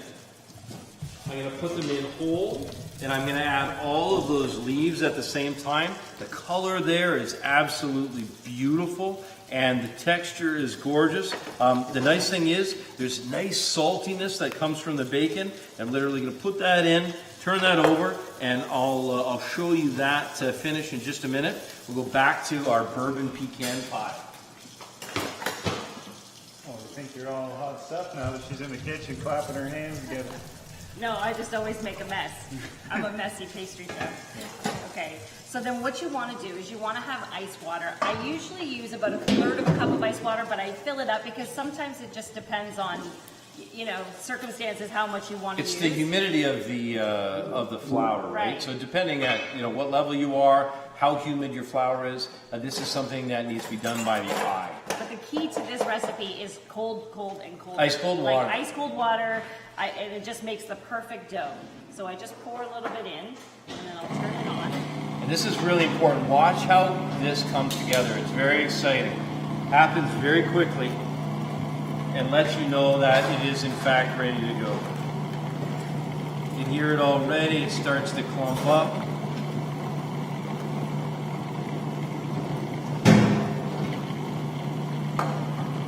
And it will literally form your ball right in there. So what's happening with that large blade is it's constantly cutting right now. Cutting through a hole. Oh, that's nice. And it also, the bowl cleans up perfectly too. You watch and you wait and you be patient. Remember, this is a classic case of slow is smooth and smooth is fast. And as soon as she comes together like that, Stop it's it. done. So you can see how a good, like this food processor, will make short work of it. And I feel like I'm in a commercial kitchen right now. I'm just Your going. mind's asking where the cast iron is. That is actually cast iron. yeah, this, Yeah. yeah, it's cast iron. Yeah, cast iron. Trying to challenge us with cast iron? We always have cast iron lying around somewhere. There you go. Well, look at that, eh? We should actually, hey Cody, you want to get a close up on this? Looks great. And this recipe will actually make 2 pie crusts if you're doing like a pecan pie, but if you're doing like an apple pie where you need a top, then it'll do 1 pie. But if you're doing an open pie, then this will actually make 2 pies, this recipe. So important to cover it. You can wrap it in plastic wrap, or what we do a lot is we use a Ziploc bag. And what Cindy's doing is she's forming a disc right now. I'll get you a little bit of flour, babe. She's forming a disc right now. You want it as close to the size and shape of what you're going to be using as possible. And then it makes it so you don't have to roll it nearly as much. I'm going to flip it and then there you go. Rest on. Pat that down. Then we'll tuck it inside. So this is a perfect short crust or sweet crust. In it goes. Perfect. And then, of course, beautiful. That's going to go in the fridge. That's going to go in the refrigerator. It's going to rest. We want to make sure Another Sorry, go thing ahead. is that the reason I love this is you can also freeze it. Or it can stay in the fridge because there's no eggs in it. So it's actually food safe for a very long time. Yeah. So what we generally do is when we've got the ingredients out, we go ahead and we make 2 or 3 of these. Yeah. So while you're making it, you've got the extra. You put it in the freezer, and the next time you want it, it's ready to go, and you don't have to pull everything out. That can go away. So now that is resting, we're going to give that about 30 minutes, and then we will be back with Cindy for the finish of that. Code, I'm going to bring this over. I want to show everybody at home how this is coming together. I'll bring it right over here. So if you're just joining us, thank you, and if you're staying with us, thank you for staying with us. We know this is a long broadcast. We knew it would be, and this is something we want to do for some time. We want to share some of these techniques with you and make your Thanksgiving a huge success. So if you can see inside there, all of these beautiful cranberries are starting to break open. So as they heat up, they start to break open. And then I've got the lid off now. So I'm going to leave that lid off, and I'll take it off the heat when I get it to the right consistency. So I'll just tip that towards you. You can see that. I'll show you that finish where it is right now. So you can see the consistency. Now, if you like all the texture out of the cranberry sauce, so you like it to be almost completely like a puree, you can put this in a blender, you can use an immersion blender, and you can get it completely silky smooth. For myself, I like the texture of the berries. The skin is just, always with our food, I always like to look at it and know exactly what it is. It's a great kind of little signal to what's going on in the pan. So I'm going to put that back on. That'll continue to reduce just. So we've got our sprouts rolling. Our dessert is well on the way. You know what time it is? I think it's stuffing time. Do you want to grab that stuffing? Yeah. So the stuffing now will have been cooled down. We've got a great flavor base going inside that stuffing. And now it's time to stuff the birds. Well, that stuffing smells amazing. Doesn't that smell good? Oh, yeah. So let's do, the first thing I want to do is I want to talk about seasoning. So inside the cavity is an important place to season as well as outside. Now you'll get in the turkey, if you're buying a commercial turkey, you'll get the neck, you'll get the giblets, On the other side. you'll get likely heart, liver, and these things are great to eat. They also make a beautiful pan gravy. So in just a minute, I'm going to show you how to make that pan gravy. I'll set these aside. And for stuffing, it's just as simple as making sure, first of all, to season that cavity. So in seasoning the cavity, we want to make sure that we have plenty of salt. We just need a bit more. Actually, I'll just get you to season this with the grinder. So this is where you can get your kids involved. That cavity, and then some, yep, that's good, and some salt in there as well. Now, if you're, oh, is it? Okay, perfect, that's good. And then one of the things you need to think about or one of the questions I get most often is how much turkey do I need? Of course, if you're using a wild turkey, you use as much turkey as you got. If you're buying a turkey, anywhere from 1 to 2 pounds per person is a good way to figure out volume. If you're at my house, it's going to be about 2 pounds per person. If you have a little bit lighter use, you want to put some in here as well? Then 1 pound will probably do just fine. Also for timing, what you want to figure in for timing is approximately 20 minutes per pound. So a 3-pound turkey would be an hour, but a 12-pound turkey would be about 4, and so on and so forth. That's why when you have a 24-pound or 30-pound turkey, you need a good 8 hours, 6, 7, 8 hours to get it done right. You don't want to do it fast. You want to do it at a really good pace. So this is nice and cold now. Yep. So this is definitely refrigerator temperature. I'm just going to press it down a little bit. That looks so good. It does, and then you see in that first fistful, what I've got is I've got that fresh thyme. We're tucking that in there. Some sage in there. there. Sage in there. You can see the beautiful, I can feel the sausages going in there. So you have little bits of everything. That looks so good, man. So there's a couple reasons to stuff the cavity. First of all, it fills out the areas in the bird that would otherwise, be vacant. The other thing is that is a great way to get flavor, and it just makes perfect sense. As that turkey cooks, all those juices and everything, that bread just soaks it all up, and it tastes so good. Yep. So you can do a couple things. You can do like a chicken wing and tuck this back in behind, and that'll hold that in place. I don't know if you want to show that or not. Yep. Or you can also, if you don't have wings, you can just use a little piece of string and tie that back. Do you want to get the? Want to show us there, Dad, what you're doing? Yeah, so I literally just tuck those arms back in behind. That'll elevate that. So, and it'll also hold that in position. Okay. So the other thing we have here, you can see that the piece that would normally I would tuck this in is gone. So if you can give me some string up there, and what I'm going to do is I'm just going to nick this off since it's out of the way. So this is actually this will actually have a fair amount of fat. It also have, you see that it's got a bone in there. It's got some nice meat. So I'm going to put that in the gravy. Yeah. Do you want to turn that off? Yeah, I'm just gonna. Eric, you were asking if.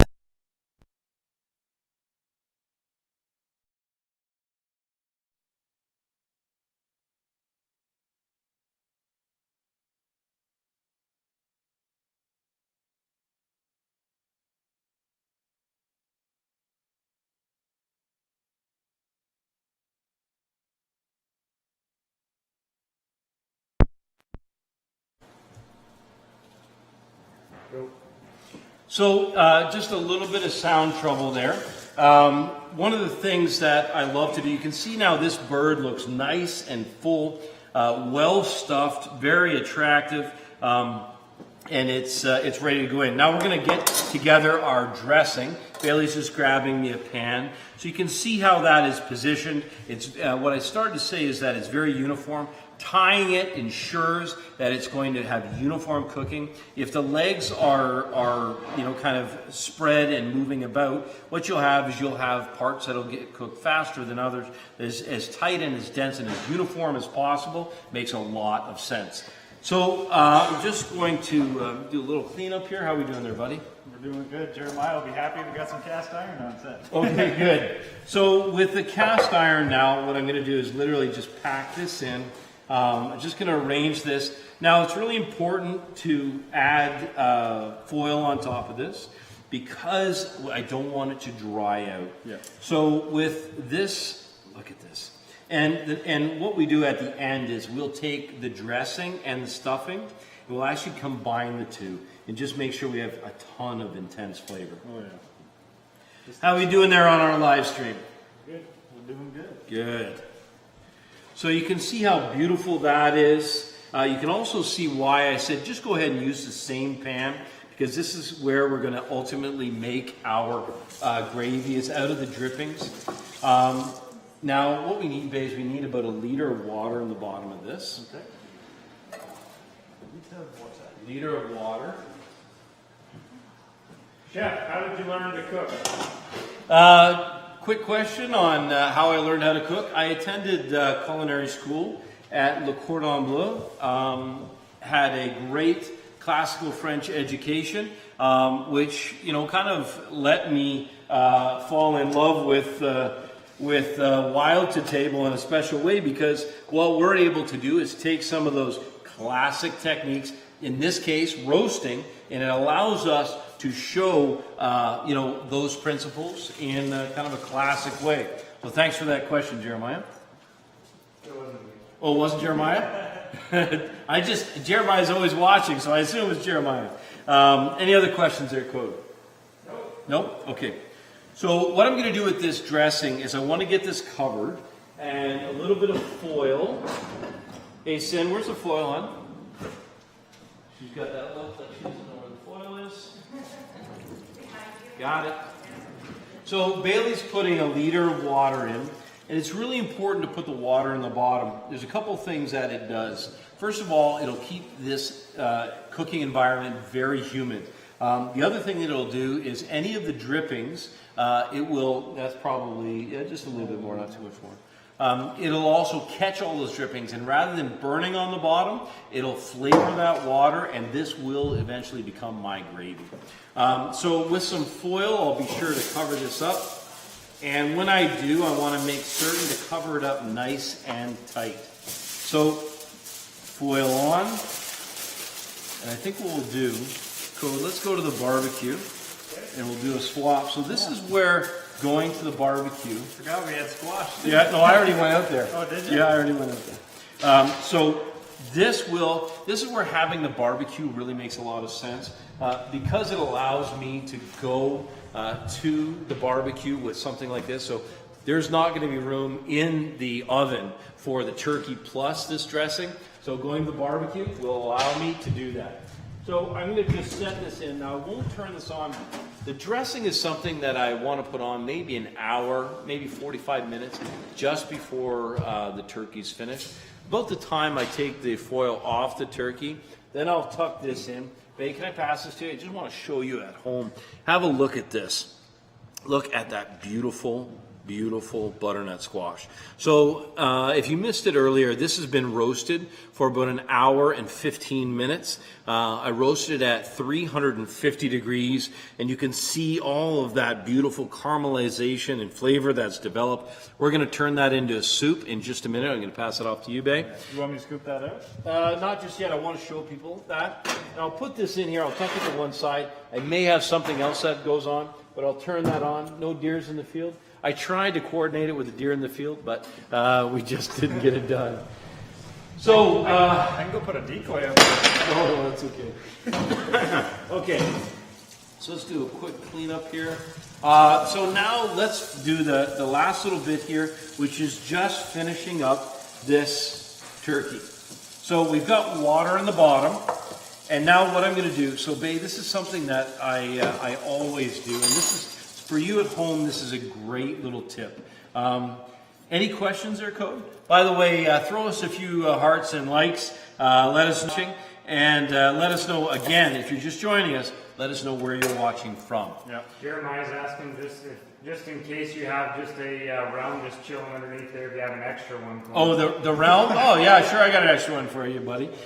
Listen, so what you do is, in this case, just take the onion, split it in half, and then I'm just going to take a carrot, same thing, rough cut. So these won't be, I won't eat these afterwards.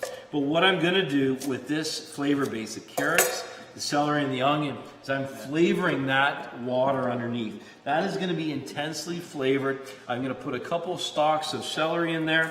Notice I'm doing leaves and all. Yeah. Very rough cut. Rough cut, and Harvest cut. And so the harvest cut. So there's a reason why, and it just makes it easier to fish it out and to strain it out later. And I'm actually going to take a little bit of this heavy part of the green from the leek. Yeah, and so this is the one place where you can use this. So if you smell that, it's intense.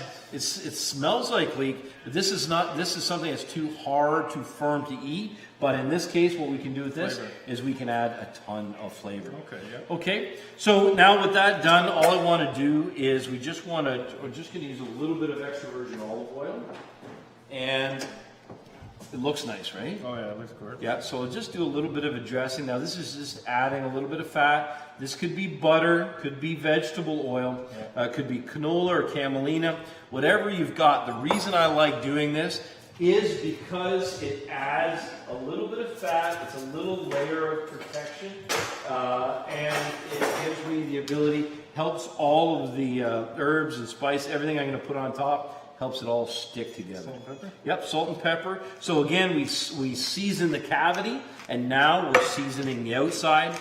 We'll put some fresh thyme on there, Bay. So just literally coat that with fresh thyme.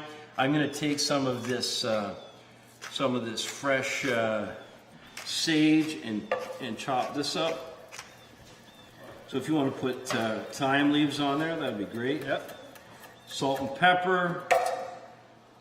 You always feel, what's the name of that chef? You always feel a little bit like Emeril Lagasse when you start doing this with what was the old TV show where you'd be like, bam, you're done. So watchers from California, Central Illinois, Washington. Welcome, Washington, Central Illinois, California. Welcome to everybody who's watching. Thank you for watching. If you have any questions, please keep firing away. We'll do our best to get. We're checking all platforms right now. We'll say hi to our viewers at Coyote Outdoor Living, to Bowtech, and to our Fearless Outdoors and the Outdoor Chef, to Hunting Addicts, and to all the other partners who are carrying this broadcast. And just another recap, guys. Earlier I said I thought it'd be a great idea with Thanksgiving coming up next week. If you guys have a recipe that you love and you want to share it with people, let us know that recipe. We'll pick one of the recipes and we'll do it on next week's broadcast on Saturday. And just like Code said, if you do this recipe, take a picture of it, send it to us, post it, tag us in it, and we're going to pick that best recipe, that best picture, and we're going to be giving away a pair of Vortex binoculars to that winner. Dakota's going to grab those binos right now so we can show you what we're doing. Just a little tip. So if your foil isn't quite big enough, you can just take a couple strips and you can make one piece. I'll just do it here. So literally just going to take a piece about that big. And for those of you who are watching who are maybe you're saying to yourself, well, Chef, listen, Johnny, that's pretty obvious. We're not taking anything for granted because I know for a fact I've talked to viewers who are literally like 16, 17, 18, 19, 20 years old who have never even baked and roasted anything, never mind a whole turkey, and there's so much kind of fear around a turkey. Same thing with when we started bow hunting, it was like, what's a rest? What's a bow sight? What's right? a pin? It's the principles. What's a stabilizer? Yeah. Right? And in your mind, you're like, it's the thing that's on the front of the bow. But if you haven't done it or you kind of not with it, it's really hard to kind of like not notice that. But you want to go through every step because there are people who don't understand. Perfect. Cool. It's got some binos here. Yeah, so this coming week, guys, we're going to be posting these recipes. And if you make this Thanksgiving dinner or any of your Thanksgiving dinner, take a picture of it. Tag us in the post at The Outdoor Chef or tag Bowtech as well. We'll give away these Crossfire binoculars from Vortex to you. We'll announce the winner next Saturday on next Saturday's broadcast at 9 a.m. Eastern. Even the thing Dad just did, he like folded the foil over so it can you can't really get inside. I didn't know how to do that. So it's important. So all I did is just overlap them and fold them. I'm glad that you're so impressed. It's like a pocket. Legitimately, nice. That's good. So this is something that's very important. At this point, take the time. Make sure that edge is completely sealed. This is the point at which we'll determine whether or not that turkey tastes like bark chips or tastes like luscious, beautiful, juicy turkey. Mo was asking if we can just give away the turkey. Yes, we'll be sending this turkey to a lucky viewer. Make sure it is, I'm kidding. The turkey would be nice, wouldn't it? Yeah. Yep. Okay. So this is something that now we're going to take and we're going to put this in the oven. We're going to do a hot swap there. Yeah. Okay. So important to preheat the oven. Make sure to preheat your oven to 350 degrees Fahrenheit. If you've got let's say your oven's a little on the hot side, you got a convection oven. Sometimes convection ovens, most of the time, 25 degrees lower works really good.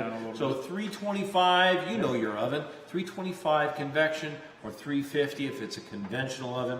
So do that and take a note of the time. Yep. And do yourself a favor and jot it down somewhere or set a timer on your phone, but make sure that you pay attention. So when you scale it out, how many pounds is it? It's 12 pounds. We're going to figure 1 pound for every 20 minutes. We know it's going to be about 4 hours. Make sure to set a timer. You want to check, in this case, 12-pound turkey, you want to set a timer for about 30 minutes before it's done. At that time, you're going to check the temperature. When you do, you're going to want, if it's reached 350 degrees, you want to get to, or 155, 160 degrees. You want to get it to 165. It'll even approach 170. But remember, when you take the turkey out to rest it, it's going to keep cooking. Yep, and I'm just going to interrupt you guys real quick. Go ahead. Yep, we've been going for about 2 hours now. We're just going to do a quick swap on the batteries in the camera. Okay, good. We're going to go to a thing. We'll be back in about 15 seconds. We'll be back in 15 seconds. Go refill your coffee and hang tight. Yep. Oh, shit.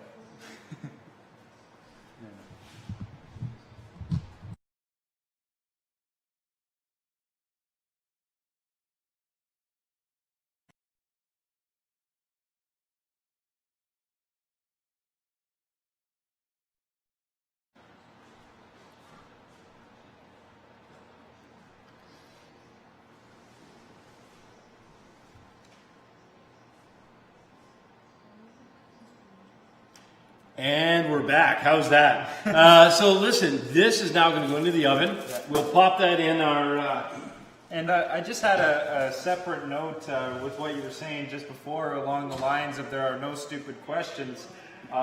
Is there a difference in any of what you just said between wild and turkey and a regular turkey? Great question, Bay. So whether you're cooking a commercially grown turkey or a wild turkey, the principles are all the same. The one thing that I would recommend is, as we have done, make sure to do the brine. The brine on the wild turkey and the brine on the commercial turkey, they're going to add flavor. It's going to add something that it'll be...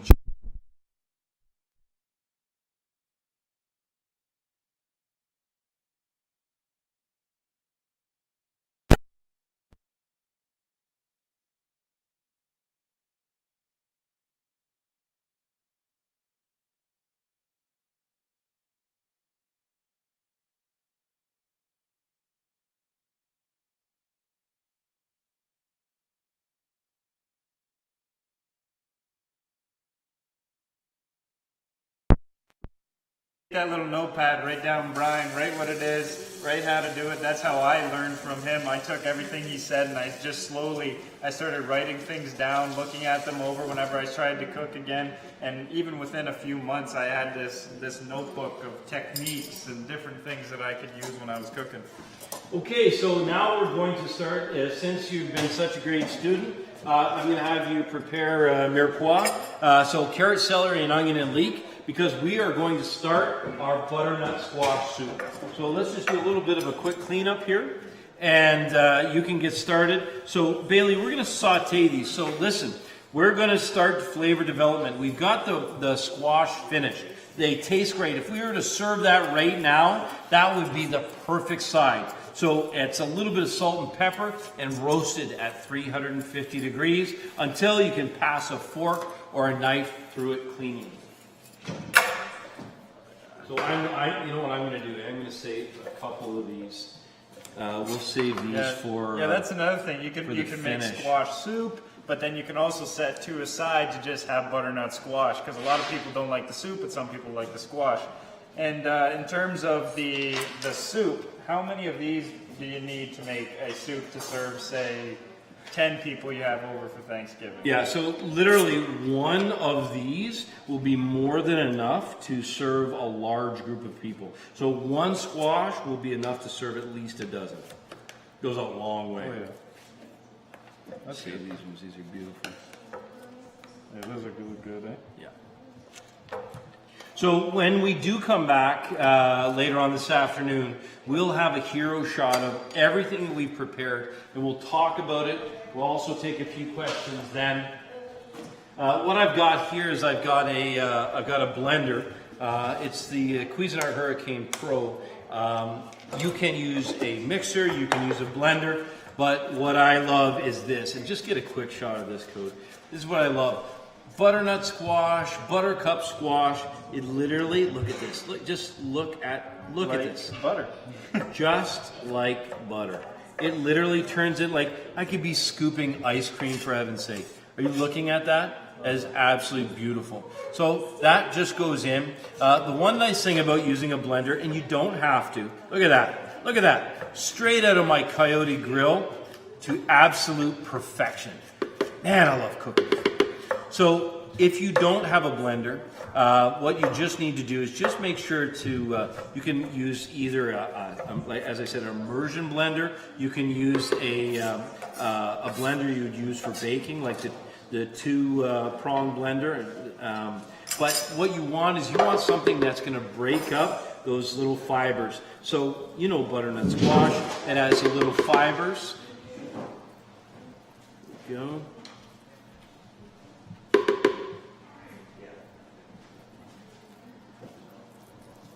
And it smells fantastic. And you can see this. Look at this. Beautiful. So lots in there. You can see a little goes a long A lot way. goes a long way. You got two there, and they're just A little goes a long fill way. in that blind blender.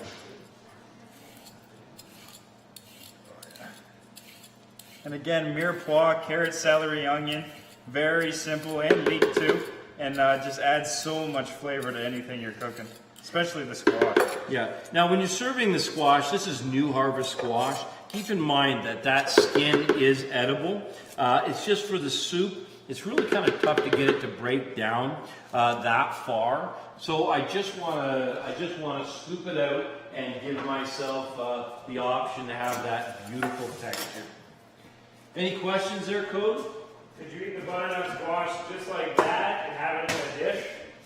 Yeah, great point. So the butternut squash, I'm hanging on to these. And so the nice thing is, when I'm preparing the soup for Thanksgiving, I'm at the same time preparing a vegetable side.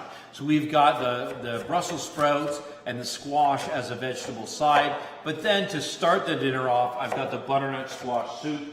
And that will allow me to have something, that's really warm, especially if it's a cold day. There's nothing like a fragrant soup to get your taste buds rolling. Yeah, like stick to your ribs food, like chili, stuff like that when it's cold out is really nice. Yep. A little bit of this can either be, so for vegetarians, make it a vegetable stock. What I'm using is chicken stock. So I'm going to top that up with some chicken stock. And this is just the very first step. Bailey's going to saute the carrot, celery, and onions, and then those will go in. But I want you to see the color. If you do one of it, that'd be great. I want you to see the color. Have a look at this.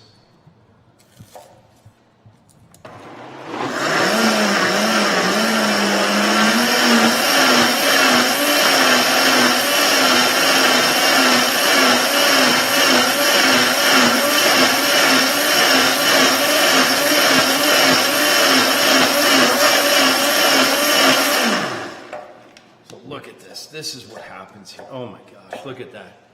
Look at that color. It's already a soup. Look at that. Isn't that beautiful? So in just a matter of seconds, it's transformed. And what I'm going to do to elevate that flavor, it's already perfectly seasoned. This, as it stands right now, would taste great. But with the addition of the sauteed carrot, celery, and onion, we're going to have an incredible, incredible soup. Sin, I think it's about time to get started on our fillings. If you wanna get going on that.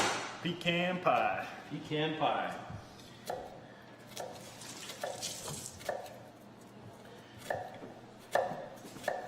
How are we doing? Good. So we're just gonna use a little bit of olive oil there.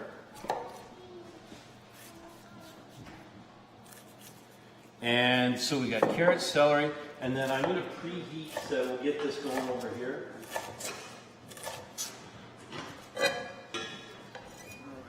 Oh, I'm starting to cry.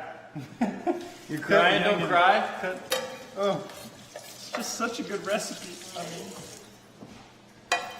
yeah, we're ready for some pecan pie. We're ready for you to put this together. You want to bring that mixer up? Kevin says his Duramax isn't even as loud as that blender. Oh, is that right? Okay, mixer right there. So do you want to put the filling together first? Or you oh, never mind, babe. She's going to do this first. Let me dry it off for you. And you can tell that it's ready. It's cold and it's firm, but it's still soft enough that you know you're going to be able to roll it. But you want it to be workable because the moment you take it out of the refrigerator, it's going to start to like melt, and then it's going to be hard to roll. So you want it to be workable, which is why you want it cold. Cold equals workable. There you go.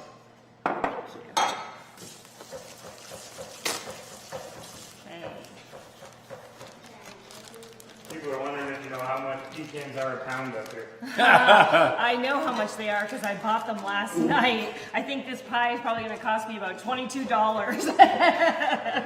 But Just in oh, will it be pecans. worth it? But it will be worth it. It'll definitely be worth it, that's for sure.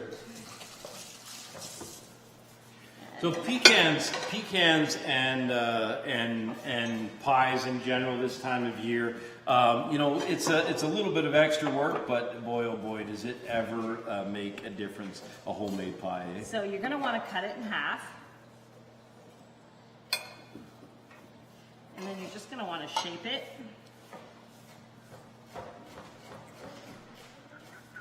You making it round? Mm-hmm. Yeah. And then just keep adding flour on both sides.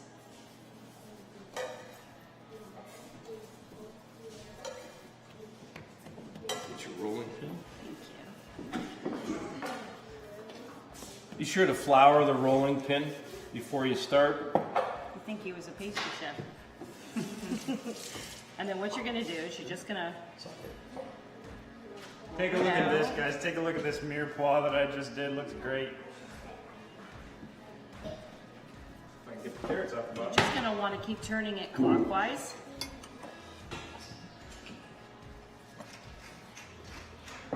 Yeah, so the texture is nice, eh?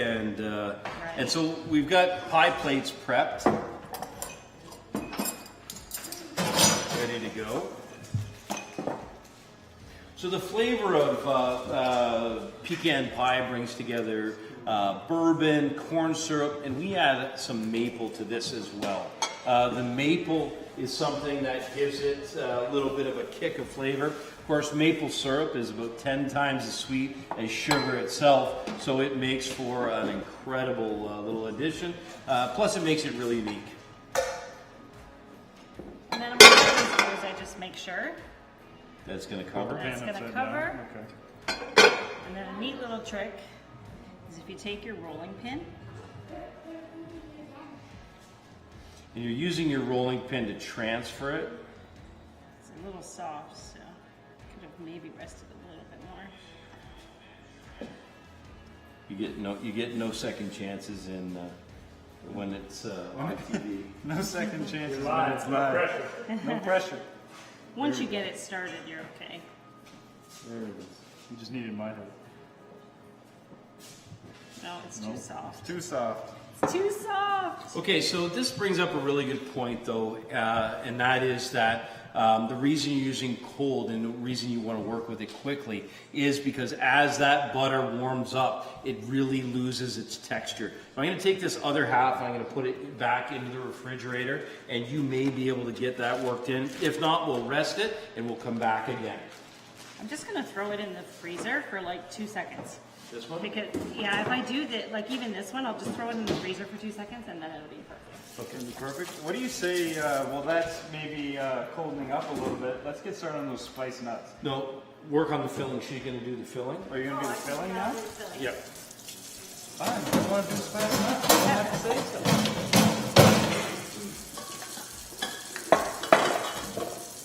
It's my favorite part. I don't want to wait.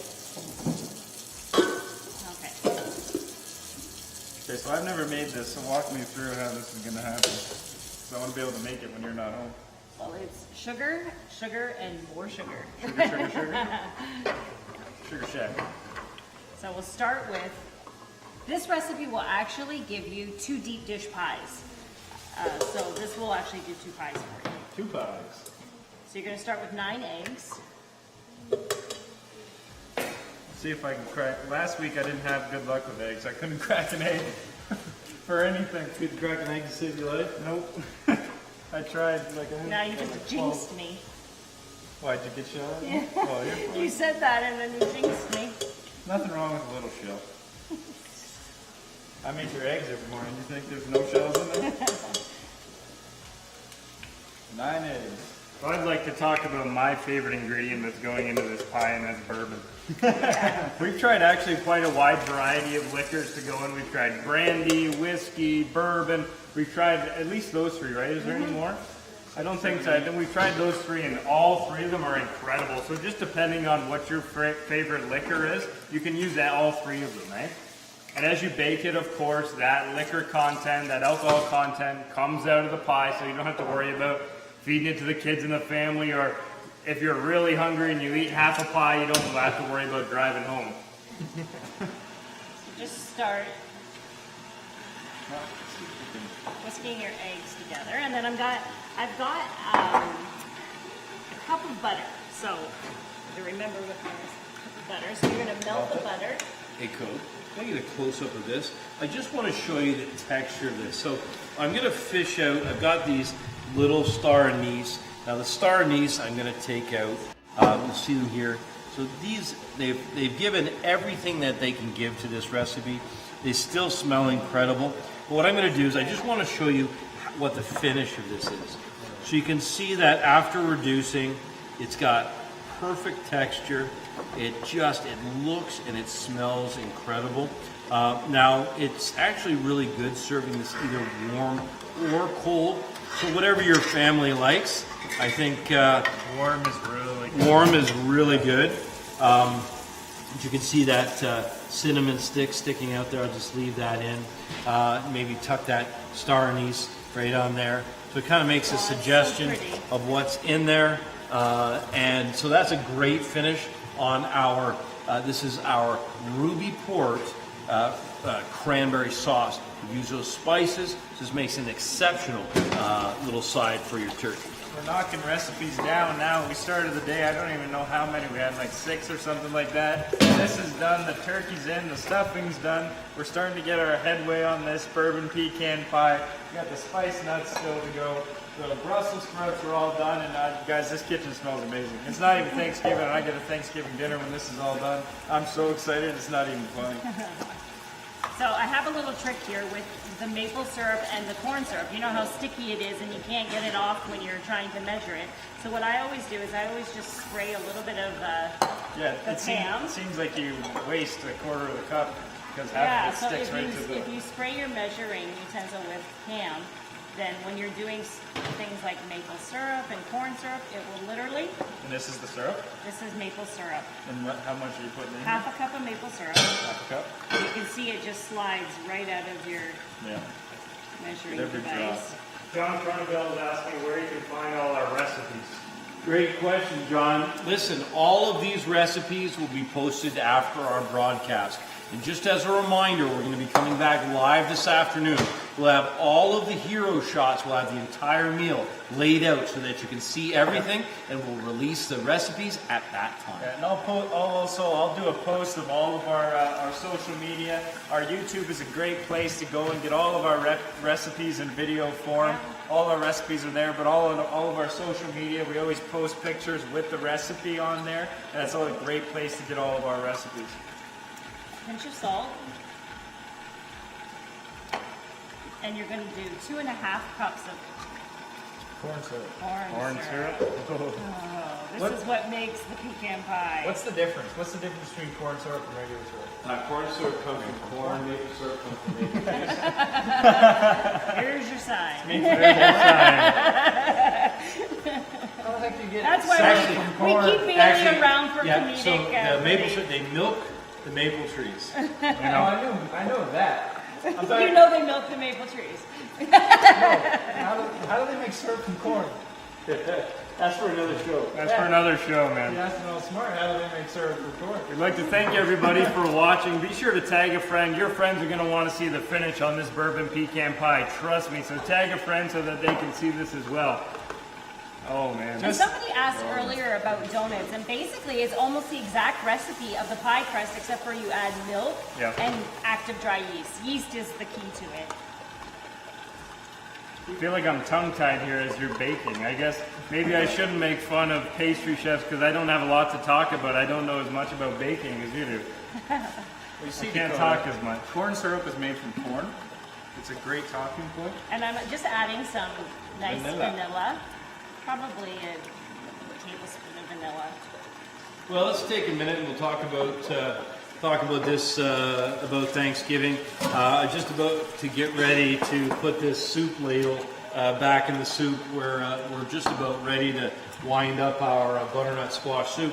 So this soup ladle was my Oma soup ladle, and so she served probably about 50,000 servings on this. She brought this. This is one of just a few things that she brought to Canada with her from the old country, and it's things like this that make me thankful. So for this Thanksgiving, from our family to yours again, this is all about Thanksgiving and being thankful and what we're grateful for. Yes. And I'm grateful for pecan pie. So keep it. And the key to pecan pie, besides the bourbon, is brown sugar. So I have 2 cups of brown sugar. Why brown sugar, not regular sugar? Because you want that rich molasses flavor Okay. in the stick to everything dark and brown and Now, where does molasses come from? Sugar beets. Sugar beets. Sugar Sugar beets and sugar beets. cane. and I don't know if you want to. Is this the bourbon? No, that's not the bourbon. Someone That's was asking vanilla. if you tried brown rice syrup. Brown rice syrup? Yep. Yeah, we have before. Yep, brown rice syrup. And then another viewer wants to know if we tap our own trees or we buy it from the store. And I'll tell you, we wouldn't be Canadian I feel like that's if a we didn't Canadian tap our joke. own trees. You're gonna want about 2.5 ounces of bourbon. It depends No, on no. how. You're It gonna want depends more on than how 2.5 much you like ounces. your bourbon. We like our bourbon. Yeah. So I don't know if you want to get a close up on what the Yeah, filling yeah. looks like, I see that. because it's ready to go. It's the easiest pie to make.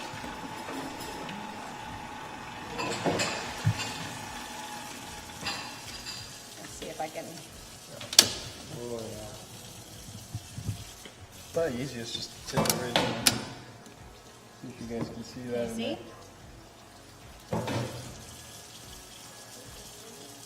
Beautiful. Looks so good. Good. And then what you do, the best part, is you Pecan. add the pecans. You can see with that liquid in there, kind of like that juice that runs out of an apple pie. You can see this is that stuff that kind of holds the glue of the pie together, and it looks so good. And you're going to want to do about 350 grams of pecans in this recipe.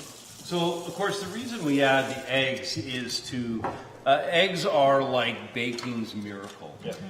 So the eggs will actually help to firm up that beautiful sugary filling. It'll give you a nice texture. Otherwise, those ingredients together would just kind of run right out. Not that it's a little runny is nice. So Yes. it's interesting. We've actually tested with how many eggs we want. A few more eggs makes it quite firm. A few less eggs makes it too runny. I think this will be just perfect for you. I like it a little runny. I don't like it completely Yeah. firm. I think it's a good teaching point when we talk about maple syrup and how we do our own the ratios and how much quantity. Yeah, I mean, tapping your own trees is an amazing experience. As a matter of fact, we'll be tapping trees this March at Dakota's farm. Tapping a tree, and it actually makes you appreciate maple syrup because the ratio when you reduce it is 50 to 1. So 50 gallons of maple water, that will bring 1 gallon of refined maple syrup. So imagine how the First Nations people would have coveted it. I know I went to place where they were, demonstrating how the First Nations would reduce it using hot rocks, concentrating the flavors, and then literally turn it to maple sugar or a maple candy. And so this is, it's a coveted thing. So we'll be doing that. We'll be showing you how it's done come this spring. So Cindy's got that dough. What do you think, hon? Do you want to leave it a little longer, or do you think it'll be good? I'm hesitant now because I don't want to do it again and have it fail. That's okay. Greg says he knows how much we love our bourbon. It's almost ready. Almost ready. Okay. So what we'll do is we'll continue with our other recipes for the time being. I've got the butternut squash bake. Check the recipe list and let's finish up this butternut squash soup. I think you're going to love this soup. So we've got the carrot, celery, and onion. And one of the things I always love to do is I always love to use a little bit of wine with the... Got it? Yep. I always like to use a little bit of wine with the butternut squash soup. Of course, white wine is a perfect match for the butternut squash soup, and a little bit in the cooking won't hurt either. So if you've been with us this whole time, we thank you for staying with us and for watching. We hope you're learning a ton. Let us know, even after the broadcast is finished. Don't forget, continue to watch, continue to comment. We'd be happy to respond to comments afterwards. Now, Bailey's got the carrot, celery, and onion going back here. What I'm going to do is I'm just going to deglaze this pan with some white wine. Reduce that. Look at that. Smell that? Imagine, see this, I'm sure you can see this steam. This steam is full of every flavor that's going to be inside this soup. Well, the steam is actually just the water. Oh yeah, but I'm saying the smell. The smell. You The can smell smell it all. smells incredible. So we're concentrating flavors using the white wine to deglaze. And now we're going to go back. I took and I put some of the soup, so some of the puree I put in the pot here. And what I'm going to do now is I'll add the flavor base to the soup. And what I'll do, I'll get you to start doing that, Bay, and I'm going to just get some more chicken stock. You want me to pour this out? No, add to that. Just get it close up there. Up here, you can use this to just kind of funnel it right into the Hurricane Pro. Get a close up on this code. You guys are going to love this as we put this in. You can imagine all those different flavors, the white wine that he just put in, the carrot, celery, onion, salt, pepper, olive oil, all of that is now going into this beautiful squash soup. It's just going to be great. There we go. Okay. All those juices in there. Yeah, we don't want to miss anything. So what I've got now is I get a bit more chicken stock. Top that up. And we'll finish this soup by lighting that up. This is going to look good. Grab me just grab me a cloth.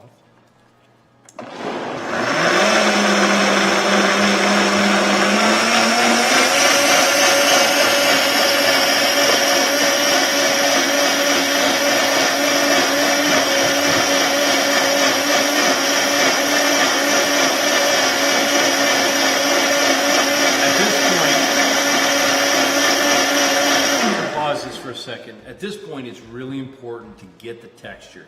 So the worst thing that you could do after all of this hard work would be to have something that was grainy in texture.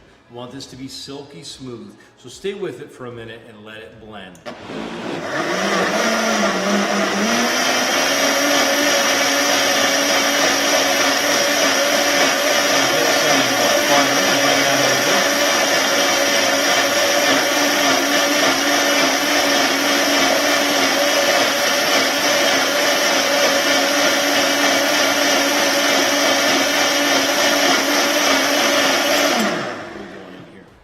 Okay, now that we brought all these flavors together, you can see what this is going to look like. Now I'm just going to pour this in. Bailey's got some butter, and put a good heaping tablespoon in there. Yep, that's good. That's lots. That butter is going to melt through. It'll give a beautiful sheen to this. Now we're going to need a little bit of salt and pepper. I'm going to add just a bit more stock. Now, I'm going to add the stock in this first because I want to make sure I get all the little bits. So I'm going to just shake this around a little bit, make sure we get.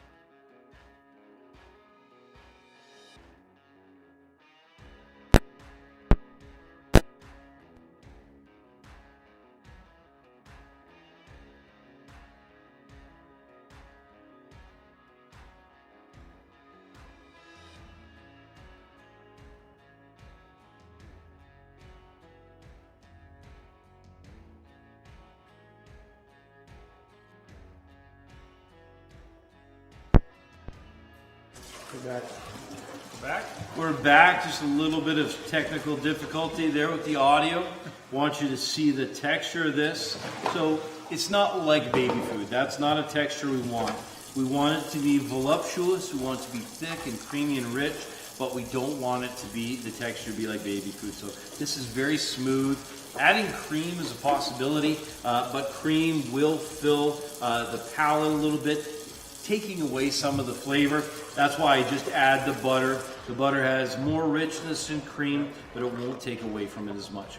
Now, of all the recipes that we have, we've got our turkey in the oven.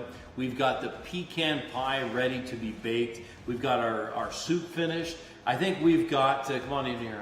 What we're gonna do is we're gonna take a minute. We're gonna take a little bit of a break, and we're going to come back. Now, when we come back, we've got a couple more to finish up. Yep. We've got this pecan pie that we're going to finish, and we also have a spiced mixed nuts. At that time, you're going to see the heroes. So you'll see the roast turkey, you'll see this soup, you'll see the beautiful cranberry sauce, yep. And you'll see all these ingredients. Listen, from all of us here at the Outdoor Chef and the Collins family, to you and to your family, we want to wish you a very, very happy Thanksgiving. Yep. We hope you enjoyed this broadcast. This is part 1 of 2.